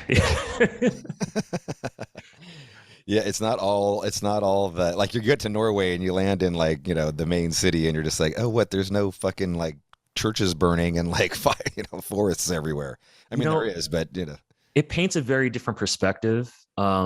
And I think that movie that came out a couple of years ago, Lords of Chaos, like that did a really great job at maybe turning that narrative, really. And because what we're talking about is a bunch of rich kids who were running around a very rich city killing each other. Right. You know, and nobody wants to think of it that way. It's more mysterious to think about church burnings and forests and whatnot. And right. But no, they like, I actually went to the building that you know, Euronymous died in, and like, it's, you know, a condo, like it was probably like $1 million condo compared to, you know, to New York standards and stuff. And it's a wild thing to kind of see it firsthand. But it's also, you know, not unlike going to, you know, the pyramids of you know, Egypt or something like that, and realize that there's a Pizza Hut like 5 feet away, you know. Is there? It's not 5 feet, but it's right there. Yeah. Crazy. I haven't been there. That's one of the places I do want to go. Yeah. Everywhere else. Like, I mean, you go to like the Colosseum. Is that near Morocco? No. So, well, Egypt is on the other side. So Morocco's on the western side, and Egypt's on the eastern side. But it is northern Africa. But yeah, it's everywhere you go, or you have these like thoughts about what it is, and then when you get there, the reality, it's not to take it away, because it's always worth going, you know. Right. But it's the realization that like Western civilization is really kind of impeded on what used to be, you know. So like you go to the Colosseum and there's a Subway sandwich not too far. Right. Yeah, right there in Rome, right? You know, although it's so badass though to see the fucking Colosseum. It's one of my favorite things I've ever done. You know, like I had chills just walking through there. You know. Yeah, it's we did Israel at one point. We did Dubai, Israel, and I think India, Bangalore, India, and at the time Israel was. I mean, there was some kind of like fighting going on, and it was really close to where we were playing. It was like 50, 60 miles away, like some serious, like fucking war, like full on war shit going. So they were like, you can't walk out alone, you know, like you got to just, you know, But I was like, fuck that. Like I may never get to Israel again, you know, like, and that's always what I think. Like, even when I go on tour, like just to England, like I may never, like I'm the tourist when I'm on a day off or whatever. Like I want to see everything. I may never get here again. Like I'm going to soak this in for everything it's worth, because who fucking knows what's going to happen? You know, like people may hate my band fucking next year and I'll never go to Japan ever again. So fucking just go out and enjoy it. And I love that you do that, by the way, because there's so many artists that don't, you know, like they're just like, no, I'm going to stay on the bus and sit in their hotel. So many of my, sometimes band members just like sit in their fucking hotel room for 24 hours. And they're like, I'm fucking bored. I'm like, oh, you're bored because you're sitting in your fucking hotel room. Like, yeah. No, I'm the same way, man. Like I did a tour a few years ago in Europe with Mika's Murder, and I got to a point where they just knew to take my bag. I was always going to leave it at the door wherever we were, hotel, whatever. Leave it at the door. Just take my bag, put it in the van, bus, whatever, and they'll just reach out to me. I'll send them a pin drop where I was in the city, 6-7 hours later, and they would come pick me up before we like moved on to the next spot. Oh, right. That's just how we rolled, because it's like, I'm not, just because you guys want to sleep and I don't know, do nothing, whatever the fuck you want to do. Yeah. Take your time, eat breakfast. Yeah. That's fine. Do your thing. But like, I want to go explore, because I don't know if I'm going to be here again. I don't know if I'm interested in coming back here. And to me, it's like I said, tour is kind of a sampler.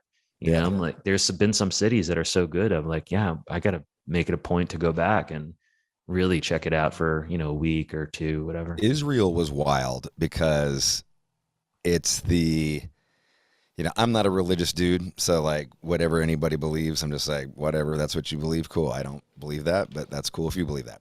And, so to kind of look at, Israel in this dispassionate way, I don't have any feelings towards Christianity or Muslim or Judaism, anything. Like, you get to the Wailing Wall, and like if you get to the Wailing Wall, then it's kind of like you kind of go on this path that kind of leads you for everything. It's the path that Jesus carried the cross up, supposedly, and then it's got the church that's built on where the cross was supposedly, so you get there, and it's like there's the wall, and then the wall is divided by three giant, so like this is the wall this way, and then there's three giant walls going this direction that divide the wall so that each secular group can go pray at the wall. And along the wall, I mean, like it's fucking barbed wire and dudes with guns and fucking like to stop the people on either side of the other wall from fighting, while they go to pray at the Wailing Wall. And I was just like, this is like, it's the same fucking wall. Like, this is the stupidest, this makes no goddamn sense. Like, but, they've been fighting about it for, hundreds of thousands of years, I guess, apparently.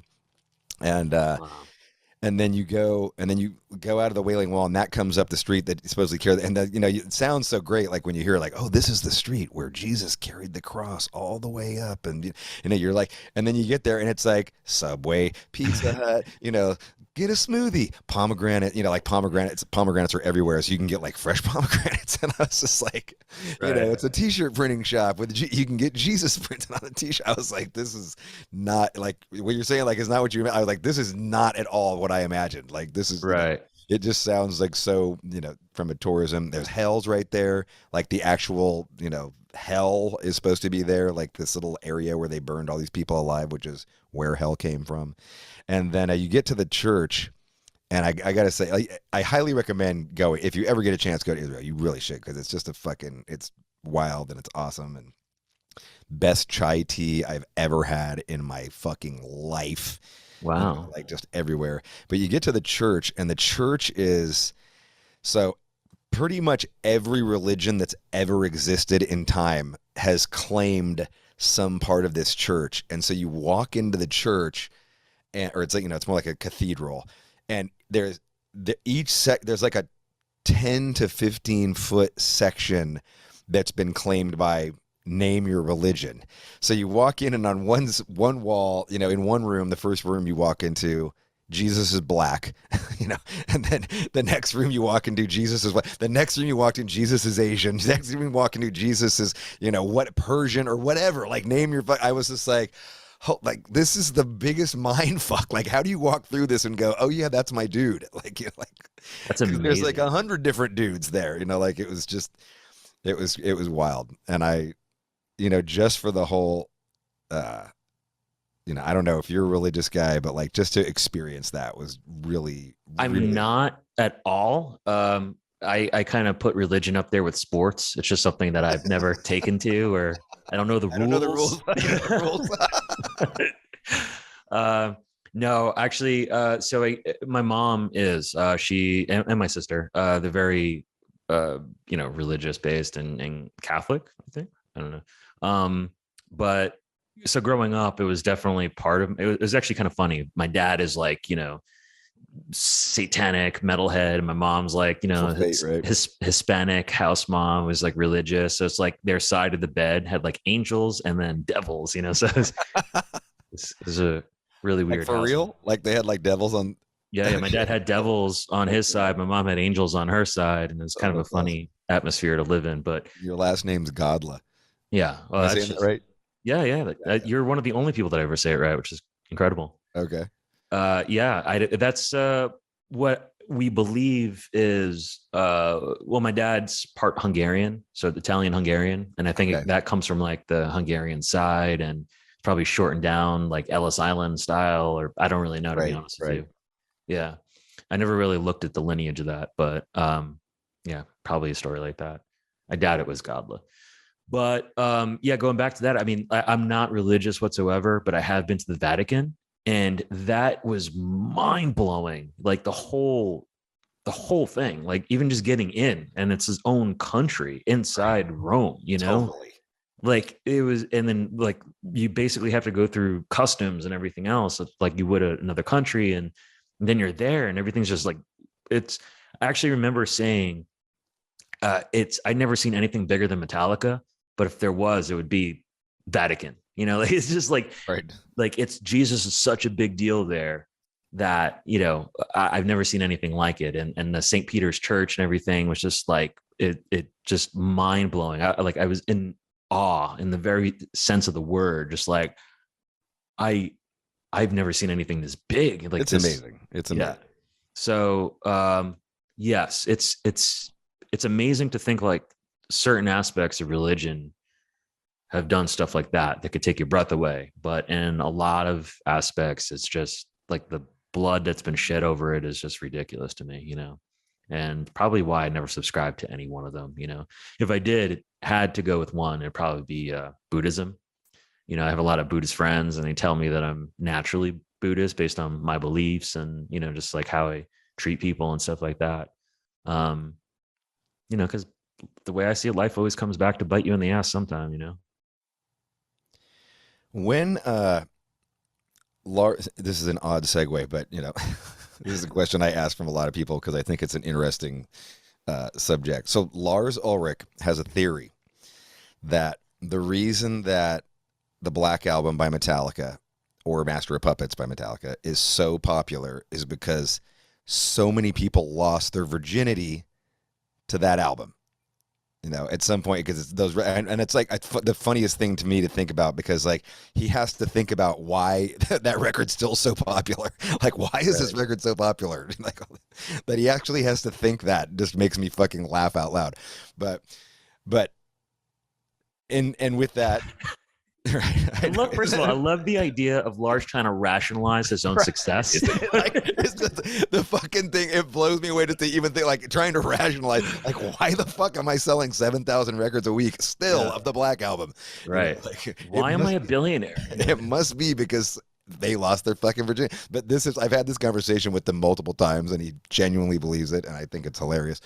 But, you know, so what is it, and if there's, you know, what is the song that's playing when you lose your virginity? Or is there a movie playing, or is there music playing, or is there silence? What is this? The first time you get laid? From me personally? Yes. Oh my God. I don't know if anybody wants to hear this. If, as I remember it, it was 311, and it wasn't my choice, but the girl's choice. So. Okay. Well, that was smart. That was smart. Yeah. Of course. It's always for the women, you know? Right. Yeah. So 311, do you remember a song? Is it the Amber's album, or is it the first, kind of those first big hits that they had? Yeah, it's Paint the scene for the listeners of No Fucks Given. I don't think they want that. They do. They do. I remember there was bunk beds involved. It's very sad. um, yeah, it was the 311 self-titled. So it's like the blue one that everyone knows with Down, the song Down and All Mixed Up and all that shit. Who knows? It might've been All Mixed Up, to be honest with you, playing, or, I don't fucking know. Yeah. But that was the album that was playing. Awesome. And, certainly not Metallica. That would have been cooler, but I think that's a ridiculous notion, to be honest with you, because like at any given moment, people are losing their, like, how many, did he think every metalhead in the world was just waiting to lose their virginity for this album to come out and drop? Then no, that's ridiculous to think, Yeah. I mean, just over time, that like people are continually losing their virginity to this album.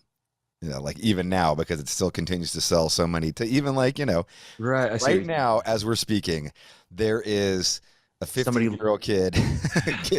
Maybe he's not buying the album, but he's down, he's pulling it up on Spotify and he's getting ready to get down with his girlfriend.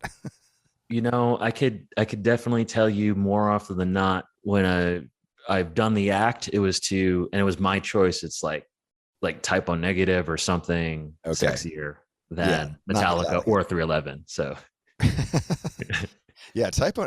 It seems like a lot of people have Type O Negative playing.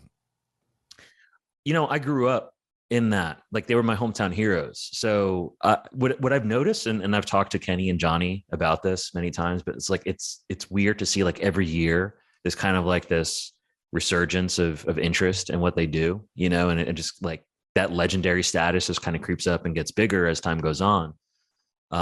In a lot, in the same way that like Pantera, for instance, like now that, Diamond and Vinny are gone and it'll never be, like it cultivates a certain different thing, legendary status than it would have been if those guys were still here, but anyway, Type O Negative is definitely one of those things where, because they never try to cash cow it and do, get another vocalist on it or do, tribute sets or anything like that. They kind of just left it like the band was done when he died. It became its own cult status, and every single year it seems like there's more and more Type O fans than ever before, which is really interesting to me as somebody who literally grew up with it. I watched Type O's shows at L'Amour's, in 93, 94 during, Bloody Kisses, before they went out on like worldwide tours and stuff like that. Cause like Peter didn't want to leave home. Like he loved Brooklyn. He never wanted to leave anywhere. Had a great job. Yeah. He got a great day job. He never wanted to leave it. So it was really interesting, like going back in time and thinking like, wow, these were like real hometown heroes. They meant something so big to me. And I didn't really want to share it with the world back then. And now I have no choice but to, because it's everywhere. Plus funny enough, the high school that I went to Edward R. Murrow. And the reason I picked it, again, being a super nerd and going to like these top schools in New York, I had the choice of going to the 3 best music schools. And I chose the 3rd best, being Edward R. Murrow, because Peter Steele went there. And, so I wound up going. And what I did not realize is that the reason he went there is because it was his zone school. And he lived to that day, like 2 or 3 blocks away. So I'd run into him all the fucking time. Oh, crazy.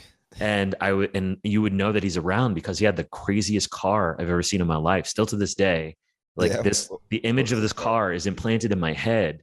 We used to call it the Beast. Okay. And it was kind of like this 1986 Chrysler, like a regular fucking, dad mobile. Sedan. Yeah. Yeah. But he Peterized it, so he like took off the bumpers. He put like 2x6s, bolted on, strapped chains across the whole thing, put monster tires on it, spray painted the entire thing in military green and red, Okay. And it looked like the Type O mobile, and you'll never see anything like it. I mean, I think it's actually this. I've never heard this story. Dude, it's like that car, and even crazier. So his grandmother used to live a block away from me where I lived. So I would go to school, I would see him, and then I would get home on the school bus and I would see him again. And I'd be like, what the fuck, is he following me? But it just happened that like, it's really weird that, his areas and my areas in Brooklyn totally intertwined. And yeah, it was, I'd run into him. I talked to him a couple of times, in like the bank and pizza shops. I'd see him doing everyday shit, like going grocery shopping and stuff like that. Actually, I'll tell you one of the craziest stories I have about Peter. I'm outside my school doing homework, and I watch him come out of his house, get into his car, and he takes the car down the block, leaves it double parked, goes in, does his shopping, gets back into his car, and reverses back into the same spot. Like he didn't want to walk down the block. So he drove down the block and double parked it to go shopping. And then it was the weirdest thing. I don't know how hungover he was, but it was kind of an amazing thing to watch. That's pretty awesome.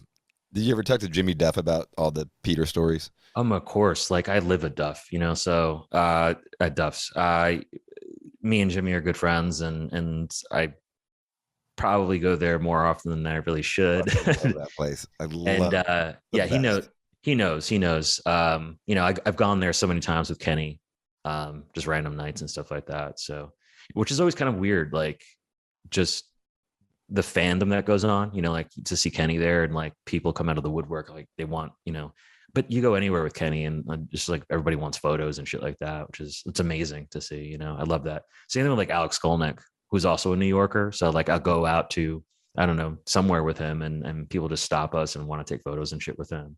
And rightfully so. These fucking dudes are like legends, they're amazing. I mean, they're friends, but I never forget that they're my heroes too.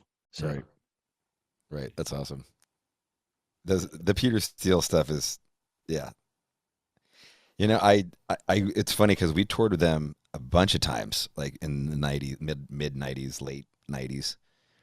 And I always loved the dudes, and I liked a lot of songs, but I didn't get everything at the time, like especially like after Bloody Kisses, some of the stuff they were doing. And I remember we played one show in France, and I don't know why, I think it was like festivals, and we all just did a big festival, and it was like Machine Head, Typo, and I can't remember who, Coal Chamber or something. And but I remember just like sitting there. We had already toured. We'd already done Ozfest. We'd already done a bunch of dates. And I just remember watching them at that Paris show, and like everything clicked. And this is probably 2 years after Bloody Kisses, so like, or maybe even longer. What year was Bloody Kisses? 93. So yeah. So this is probably like 6 years after Bloody Kisses. Yeah. This is like probably 99. Okay. And so that was like around World Coming Down, which is like one of my favorite records that they've done. Yeah. And I finally got it. Like it all made sense. And I was like, oh fuck, like I totally get it. And I was just me standing on the side of the stage. Actually, I wasn't even standing on the side. I was standing on the side of the barricade, kind of near the crowd, like by the curtain or whatever. And I was like, fuck, this is so good. Like, why did it, like, I was sitting there, like, kicking myself, going, why did it take you so long to get this? Like, what the fuck, dude? Like, this is so, and I remember after that show, we had a bunch of French wine, and Peter came back, and he was, like, fucking carrying me like I was his wife. He's, like, carrying me, like, over the threshold. And he's a fucking huge dude. So, yeah. And he's sitting there, and we always had a joke because I've always worn like bracelets forever, like forever I've had like just a giant handful of bracelets and stuff, and he'd always come up to me, and the joke was always, Rob, I love a man who can accessorize. Yeah. That was the kind of shit he would say all the time. Yeah. And those dudes, like, I think because of their music or the aesthetic of it, whatever, like, people may not know how funny they are, and how really funny, dude. Like, yeah, just super dry humor. Like, you got every joke like 10 seconds later.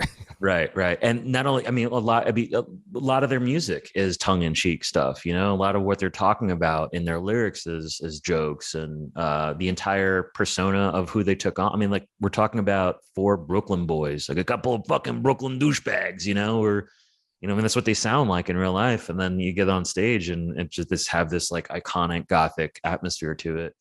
Um, it's really interesting, you know. I've always found that interesting, at least to see who they are and you know, but at the same time, like what they, you know, they're known to be to the world. You know, anybody who hasn't like maybe spent time with them or talked to them one on one, it's a very different thing, you know. Yeah, like John, like you go backstage and Johnny's just like blasting Kiss and like, bah, da, da, you know, like he's just life of the party. And like, I love Johnny. He's fucking awesome. I love all those guys, but Yeah, you know, now Johnny, he's in like 5 or 6 different bands, Danzig, Quiet Riot, you name it, you know. oh, is Hookers he and doing Blow. Quiet Riot? Okay, cool. He's playing drums in Quiet Riot.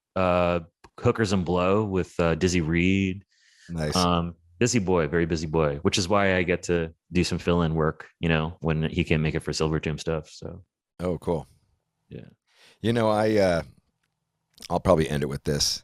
We've been talking for a while. I don't want to keep you forever, but I gotta say, I interviewed Trevor from Black Dahlia 5 or 6 months ago, or whenever. I don't even remember when it was. And you know, I was doing some research on him and just listening to some podcasts and watching some podcasts. And I gotta say, your interview with him from like, I don't know, 5 or 6 months ago, it was not that far away from when we were talking, was one of the best interviews I think I've ever listened to. And I don't, you know, like I only listen to interviews really because like of what I'm doing now. And you know, like I'm not that big of a, you know, unless it's somebody I really want to like hear what they're saying, you know. And that interview, you know, granted there's obviously a great rapport between you two. Yeah. You know, aside from the fact that Trevor's just one of the best dudes ever, you know, like, but like you guys had like, it was such a fucking interesting conversation. Like I started watching it because I was doing it and then I had to like move, but I ended up just putting it on my, like my little Bluetooth thing speaker and just listening to it. And man, you guys went over so many like crazy topics and just, I don't know. I just wanted to say, you know, like fucking well done on that. And, I appreciate that, man. Thanks a lot. I mean, yes, Trevor is one of my homies, my best friends. I'm really fortunate to know the people that I do, him being one of them. And you know, it's great to have that feedback, and I've certainly heard, you know, people talk about my interviews and stuff like that, which is really the only reason I keep on doing it. You know, like people are responding to it, and I think instead of trying to be funny or whatever else, like let's just be honest. You know, we're all people. We're not always on all the time. We're not always funny all the time. We're not always in the best moods or anything like that. But you know, let's be real about who we are, because there's a lot of people out there who are going through the same shit we are. You know, there's a lot of people out there who are suffering and hurting, and you know, definitely like mental health has become a big part of who I am and what I do. Not that I want to like wear that on my sleeve every single day or anything like that, but if there's anybody listening out there, I just want them to know that they're not alone. You know, everybody's hurting, including stars.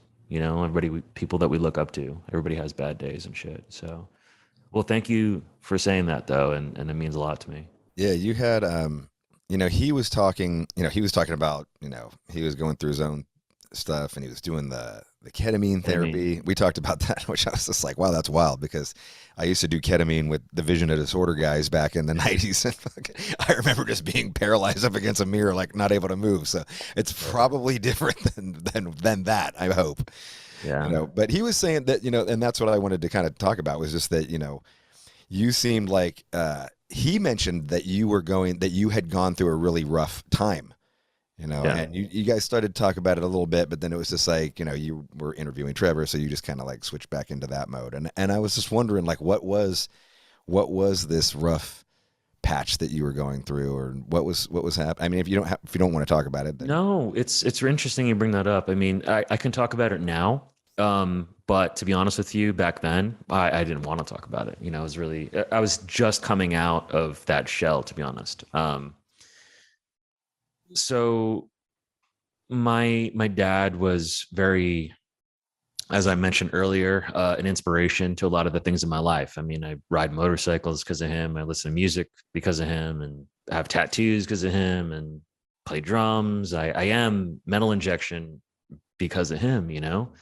And uh when he was 59, like going into 60, he was diagnosed with pancreatic cancer. Yeah, pancreatic cancer. And it was super unexpected, like out of nowhere. It was actually a really hard time because both of my parents were in the hospital at the same time. My mom was having a triple bypass. Um, and my dad was just like losing weight rapid. And we thought it was because he was trying, but it just seemed too rapid. And we got concerned. So we had him checked out, and it was a tumor. And, you know, I had both parents in different hospitals, and like running back and forth and lying to both of them. Like, yeah, they're okay. Cause my mom had a really bad time with kind of coming bouncing back from her surgery. She was there longer than expected because she wasn't doing well, you know, with it. So I was just going through a really hard time of lying to both of them and visiting both of them in different hospitals. And um, eventually my mom, she got through it, but there is like a 6-month recovery period, you know, with a bypass surgery like that. And in that time, you know, my dad just progressively got worse and worse. And, you know, it became, it's been the biggest fear of my entire life was losing my parents, you know, and death is something that I've grappled with, you know, my entire life. I'm very afraid of it, you know, always have been naturally. I think a lot of people are. But losing my parents was something that I've envisioned so many times in different scenarios. You know, we always thought it was going to be like a motorcycle accident with my dad, you know, because he was just always on a motorcycle. And for it to be this and kind of go down this way, like I watched my dad, who's just, you know, covered in tattoos from neck down, and, you know, metal dude, and kind of always upbeat, and everybody who ever met him loved him and talked to him and stuff. And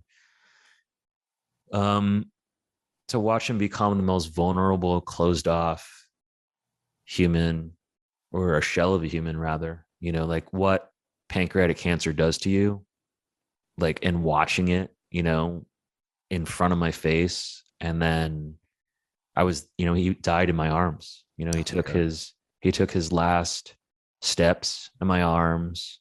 And then he went to septic shock, and I rushed him to a hospital. And, you know, I mean, we basically were living at hospitals for like 9 months, you know, with him.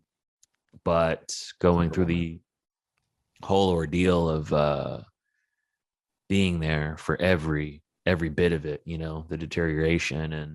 And then I started Slay at home in some ways as a response to what was happening in quarantine, but also like my own psychosis. Like I started having like really, really severe panic attacks, and I was hospitalized 7 times because, like, you know, random people would find me in the streets fucking convulsing and shit, you know, and didn't know what to do. And I kept going to the hospital because I didn't know what was wrong with me. I just like, there's out of nowhere, I was just seizuring and stuff, you know? And it turns out it was just panic attacks over and over and over again. And I get them real bad. And, you know, the Slay at home thing was kind of a response to like trying to do something positive that my dad can watch, you know, before he goes. Or maybe it was me trying to do something to make him proud or whatever. I don't know. Like, but it was like the entire 9 months was just like pain, nothing but pain. And I think what I know now is going through the trauma therapy, because I, you know, after all that happened, I fell apart, you know, and like I said, you know, he died in my arms. Being there for that was the most horrific thing I've ever experienced in my life. I think there isn't a single day still where I don't think about, you know, his last breath, and him slipping away, and me holding him for 2 hours until he went freezing cold, you know, and then the coroners coming in and my mom and sister, they left, as soon as it happened, and because they couldn't be there, but I was in shock, and I was just holding him and freezing, and they came to bag him and try to pull me away, and I didn't want to leave, so I was there for the bagging and the cleaning and everything, which I really wish I wasn't, going back and thinking about that. And I've always had a problem with depression and anxiety, and it just became really apparent, that these were issues that took over my life. And after he was gone, I hated the world. I didn't want to be here anymore. 3 days after he passed away, a good friend of mine committed suicide. Oh my God. And that was another blow, but like I feel like I couldn't even get the full effect of it simply because I was like in too much trauma with my dad, and it led me to a really dark time where I didn't want to be here anymore, and I was pretty suicidal and stuff, and needed to go through therapy and mental readjustment and everything like that, and then also go find the psychiatric help that I needed, antidepressives and stuff like that. And even that was a trial and error type thing, but ultimately I had to get in a car and just go. And that's when I said earlier, I was living in national parks and stuff, across the US. Mm-hmm. It's honestly, I think that more than anything is what saved me, is just kind of going through this grounded, thing where I was just like feeling nature everywhere I went, and, remembering why I'm here, and why life is precious and what it's worth, and I ended up in LA just to go right back to New York several months later. And then that's when I needed to readjust my life, and I became a digital nomad. So it's funny that a lot of stuff that we talked about today all stemmed from my dad passing and me completely falling apart in the worst way possible, and picking up the pieces, and here I am. It's a year and a half later, and I'm by no means cured or anything. I've been dealing with depression my entire life, but I'm cured in the sense that I'm nowhere near where I was, during those really dark times. And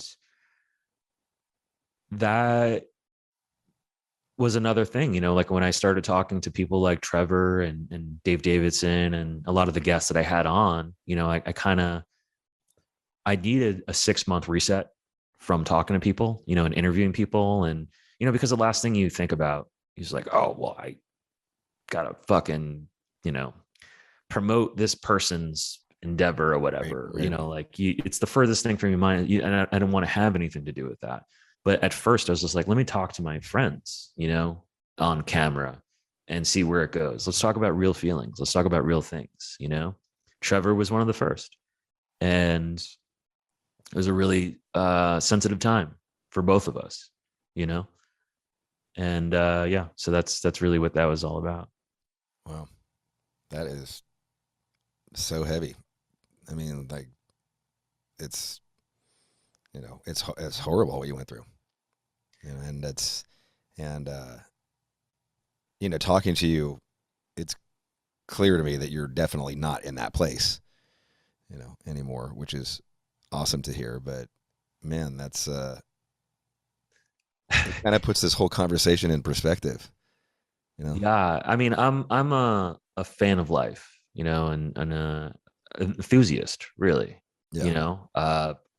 If I can change my life so many times over, coming from like, just a fucking poor street kid in Brooklyn to owning, one of the biggest companies in heavy metal, and getting to hang out with really cool people and travel the world and shit like that, I truly believe that anyone could do it, like that you could, with enough devotion, attention, willpower, you could make anything happen, really. And, But it starts mentally. You have to have like a real mental adjustment or a path there, to get there. And because without that, man, like, and I felt it, not even 2 years ago, just a year and a half ago, like I fell a fucking apart, and I wouldn't say better until maybe, I don't know, 9 months ago, really, Yeah. And this sounds like it was probably 6 months into the pandemic about.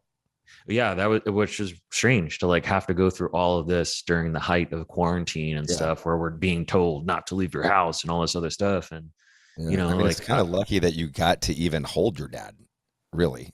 That was a very, that was a hurdle unto itself, to be honest with you. Like, we couldn't see him for a month, and in that month, he just got so much worse. So when I basically said, I don't care what the fucking doctors say, like, I got to go see my dad, So, because they were living in Pennsylvania and I was in New York. So I drove out to Pennsylvania, and I was just like, I haven't seen anyone in a month, no one's seeing anyone anyway. So if you guys are the only people that I am seeing, like, it might as well be my family, my parents, And, yeah, every time we admitted him into the hospital, because he went into septic shock several times, it wasn't just like a clear decline. It was just like so many events of like hope and just to be dragged back down again, and hope and dragged back down again. And there's a lot of mental shit there too, like having conversations with my dad, and like I sensed it was coming. I don't think that my mom and sister wanted to admit it, but my dad talked very candidly with me, and he knew that it was happening, and he just wanted somebody to be honest with, like the doctors, because when you're dying, nobody wants to tell you that you're dying, like they want to present hope, I guess, to you. It's like a false hope, in a lot of ways. But my dad just wanted somebody to talk to, and that was me. I always urged him to go talk to a therapist or something like that, but he didn't want to. He just wanted to talk to me, and he did, and I actually recorded a lot of those conversations, my last conversations with my dad, and I recorded. Maybe it's the documenter in me, and I've had these discussions with my therapist. Like, why do I do this? I don't like, it's just instinctual to me. Like, why am I documenting my dad dying? But I did. But you were probably talking about his life, right? Like, you're not just talking about him dying. No. I mean, I asked him a lot of questions about him early on, right? About motors, how did he get into motorcycles and all that. Like, it was kind of like interviewing him, really. Yeah. How fucking cool. Yeah. So I kind of got to interview my dad. I also told him that I always dreamed about writing. It probably was a great distraction for your dad, to not think about this shit going on in his life, Yeah, I mean, I look back. I've only listened to them once, to be honest with you, since then. Yeah, because it's really hard. Yeah. But if you listen to it, you would never know he's sick. He just sounds like him, like, And but even though he was like, emaciated down to like 90 pounds. Down from like, he was always pretty heavy, I guess, like 250 or something, down to 90 pounds. It's just like less than half a human. I even went as far as to tell him, I always wanted to write a song with him, and had him just hum for me, so I could turn it into a song later. Wow. And wow. Yeah, it was kind of a really, really. Oh God, I'm getting all like fucking teared up here. Jesus Christ. I'm thinking about my dad, like, fuck. That's heavy, man. Yeah. That's awesome. Dude, that's awesome. Like, what a great idea. Like, you got him to hum a melody and you're going to turn it into a song. Yeah. Eventually, it's honestly, all that stuff is still really hard for me. Thinking about it, talking about it, apparently. But yeah, a lot of those, reflecting on it is still really hard. And like I said, I think about, even momentarily, it just pops in my brain, every single day. Young, right? Like 59, you said? Yeah. So he really passed away when he was 60. Yeah. Really young. Yeah. Oh, I know. I mean, yeah, I had really young parents, which is why I got to do cool shit with them, you know, like Right. going to shows and whatnot. Right. No, I think that that's really cool that you did that. I've never even thought about anything like that. What a cool idea. You know. Well, you know, there's no time like the present. If you ever want to do something, do it now, Yeah. you know, I'll, and I'll help you put your song together if you want. that'd be I'll throw amazing. some riffs at you or something. It's fucking amazing. Yeah, that's wild, dude. Yeah. When you listen to the video, or when you listen to your did you video, your just audio recording? Was it video? Yeah, it was all audio. Yeah. Yeah, he didn't want It's like on anyone your phone or something? yeah, he didn't Yeah. want anyone to see him. That was even like a thing when we got to the wake. Like he never wanted his friends to see him, you know, like that. Yeah. So yeah. It's funny, I interviewed my dad too on How the did that phone. We had a scare and he was fine. This is a while ago. It was a few years back now. But it was a trip. It was a trip interview to interview your dad. Right? Like this is before I was even podcasting. I was just like, I just wanted to out. You know, my dad's got a crazy story. Like, let's fucking record this thing. And it was, I don't know. It was cool, man. Like you learn. I mean, did you feel like you learned things about your dad that you never knew Oh, of course. during this time? Yeah, absolutely. He you know, there were certain times throughout life where I would ask him a question and he would sort of like I do. If you ask me, you know, years ago at least, so if you ask me a very serious question, I'll just give you a joke, you know, like Okay. because I didn't have to answer it, I didn't want to. And he would do that all the time.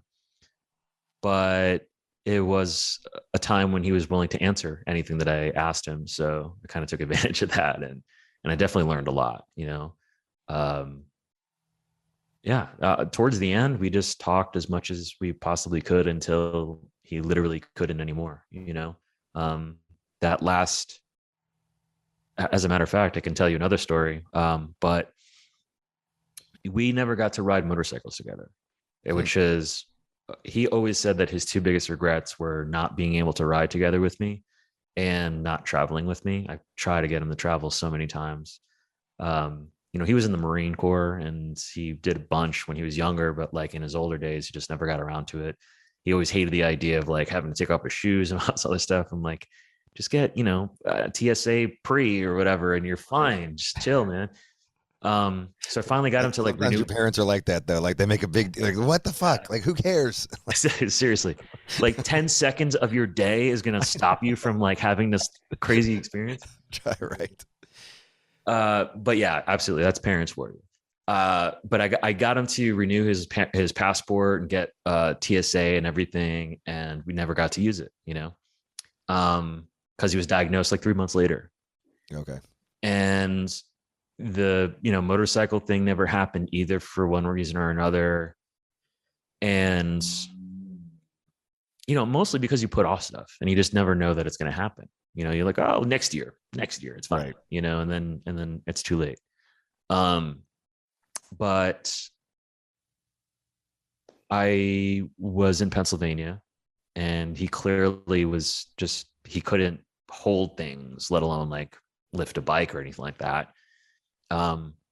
So I took out one of his motorcycles and I strapped a GoPro to my chest and I went out on a ride, and I came back and he started yelling. He's like, it's too late to be out. The deers are coming out. And he's just more worried about me, you know? And I was like, sorry, you know, I didn't mean to scare you. And he was like, you know, laid up in bed upstairs, but he can just hear like where I am, you know, around in Pennsylvania. Okay. This is the house. This is at the house. Yeah. Where he's living. Yeah. And he can hear me coming back, and he knows that it's like evening now. And, you know, so I apologize. I was like, sorry, I you know, I wanted to go out for an important ride. He's like, what's so important? And I showed him. I was like, I wanted to take you on a ride with me, you know? So I gave him my phone and I showed him, you know, an hour of GoPro footage of me riding. And I was like, you know, I know that you always wanted to ride with me. And he started crying and said it was like the greatest thing of his life. And he wanted me to put it on his computer so he can watch it every day. Wow. And 4 hours later, he went into septic shock and he couldn't talk or walk or do anything anymore. You know, so I'm glad I got to do that at least. You know, Right. That's a great, man. What a good son you are. You know, like what a great memory to leave your dad. Yeah. Yeah.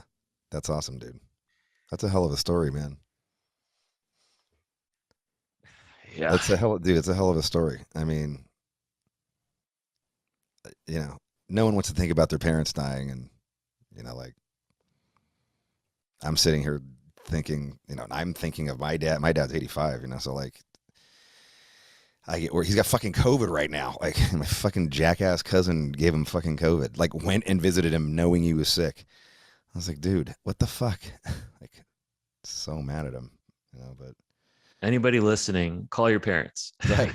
Totally, right? Like, call your parents. Tell your parents, you know. Tell your parents all the times that you did drugs. No, you don't need to do that, but tell them you love them. Ask them about all the times they did drugs. That is fun. That's a fun conversation. It is, isn't it? Yeah. Is this a time that you did that? Yeah, I did. Yeah. I asked my dad about drugs and drinking and different illegal shit he did. And, you know, because, you know, my dad, he was an MC, 1%er, right? So, you know, he's always an outlaw doing weird shit. I don't condone a lot of it, but, you know, he did it. And it's interesting knowing where he came from and knowing maybe why I am this way. I don't know. Right. Like, it's shit you'd never ask your dad, though, right? Yeah. You know, Yeah. like, you couldn't just, like, under normal times be like, hey, so did you ever do cocaine or fuck hookers or, you know, whatever the fuck you asked? You know? Yeah. Yeah. All of it. Does he ask you these questions? No. And I don't think I would be ready to answer those questions either. You know what I mean? No. But maybe it's just where he was in life, right, that allowed him to do that and break down those barriers and have a real conversation, you know? But that's not to say that, you know, if you ask your parents that they won't answer. Yeah. You know, because as what I've learned is I love to talk to older people. They have some really, I mean, we kind of make fun of the old people because of are set in their ways and, you know, right, whatever else. But like, listen, we literally stand on the ground that they've put down for us. You know, I'm a huge history nerd. And if you even look at life 100 years ago, a little over 100 years ago, you know, how different it was, how different of a country we were. You know, we didn't even have indoor fucking plumbing. Right. You know, refrigerator. Yeah. We're going back like the 1930s, you know. You know, the interstate system wasn't actually finished until like 1985. Right. We take these things for granted, but, you know, it's not that far off. No. And our parents lived through a lot of this crazy shit that we can't even fathom. So it's worth talking to them and getting a different perspective. For sure, man. I tell you what, dude, this has been an awesome conversation. And yeah. I really, you know, I want to thank you for opening up at the end here about everything that went on. I'm sure it was tough to talk about, but fuck, man, like that was rad. Oh, it's my pleasure. And thank you very much for, you know, for asking, I guess. I appreciate it. Yeah. I mean, I'd probably do something similar. Like if, you know, like the going on a motorcycle trip and just like getting the fuck away. Like I could totally relate to that. Sometimes it's what you need, man. You know, just reset by yourself, get, you know, come in close contact with nature and start all over again. And, yeah, nature has definitely become a massive part of my everyday. Like at least 10 to 20 minutes of my day has to be somewhere in a park in nature meditating. And that's how I feel right, you know? Well, dude, thank you for being on No Fucking Regrets. Thank you. It's an honor and a pleasure. Seriously. Ladies and gentlemen, the mighty Frank Godla. Metal Injection. Metal sucks. No fucking regrets. With ROBB FLYNN.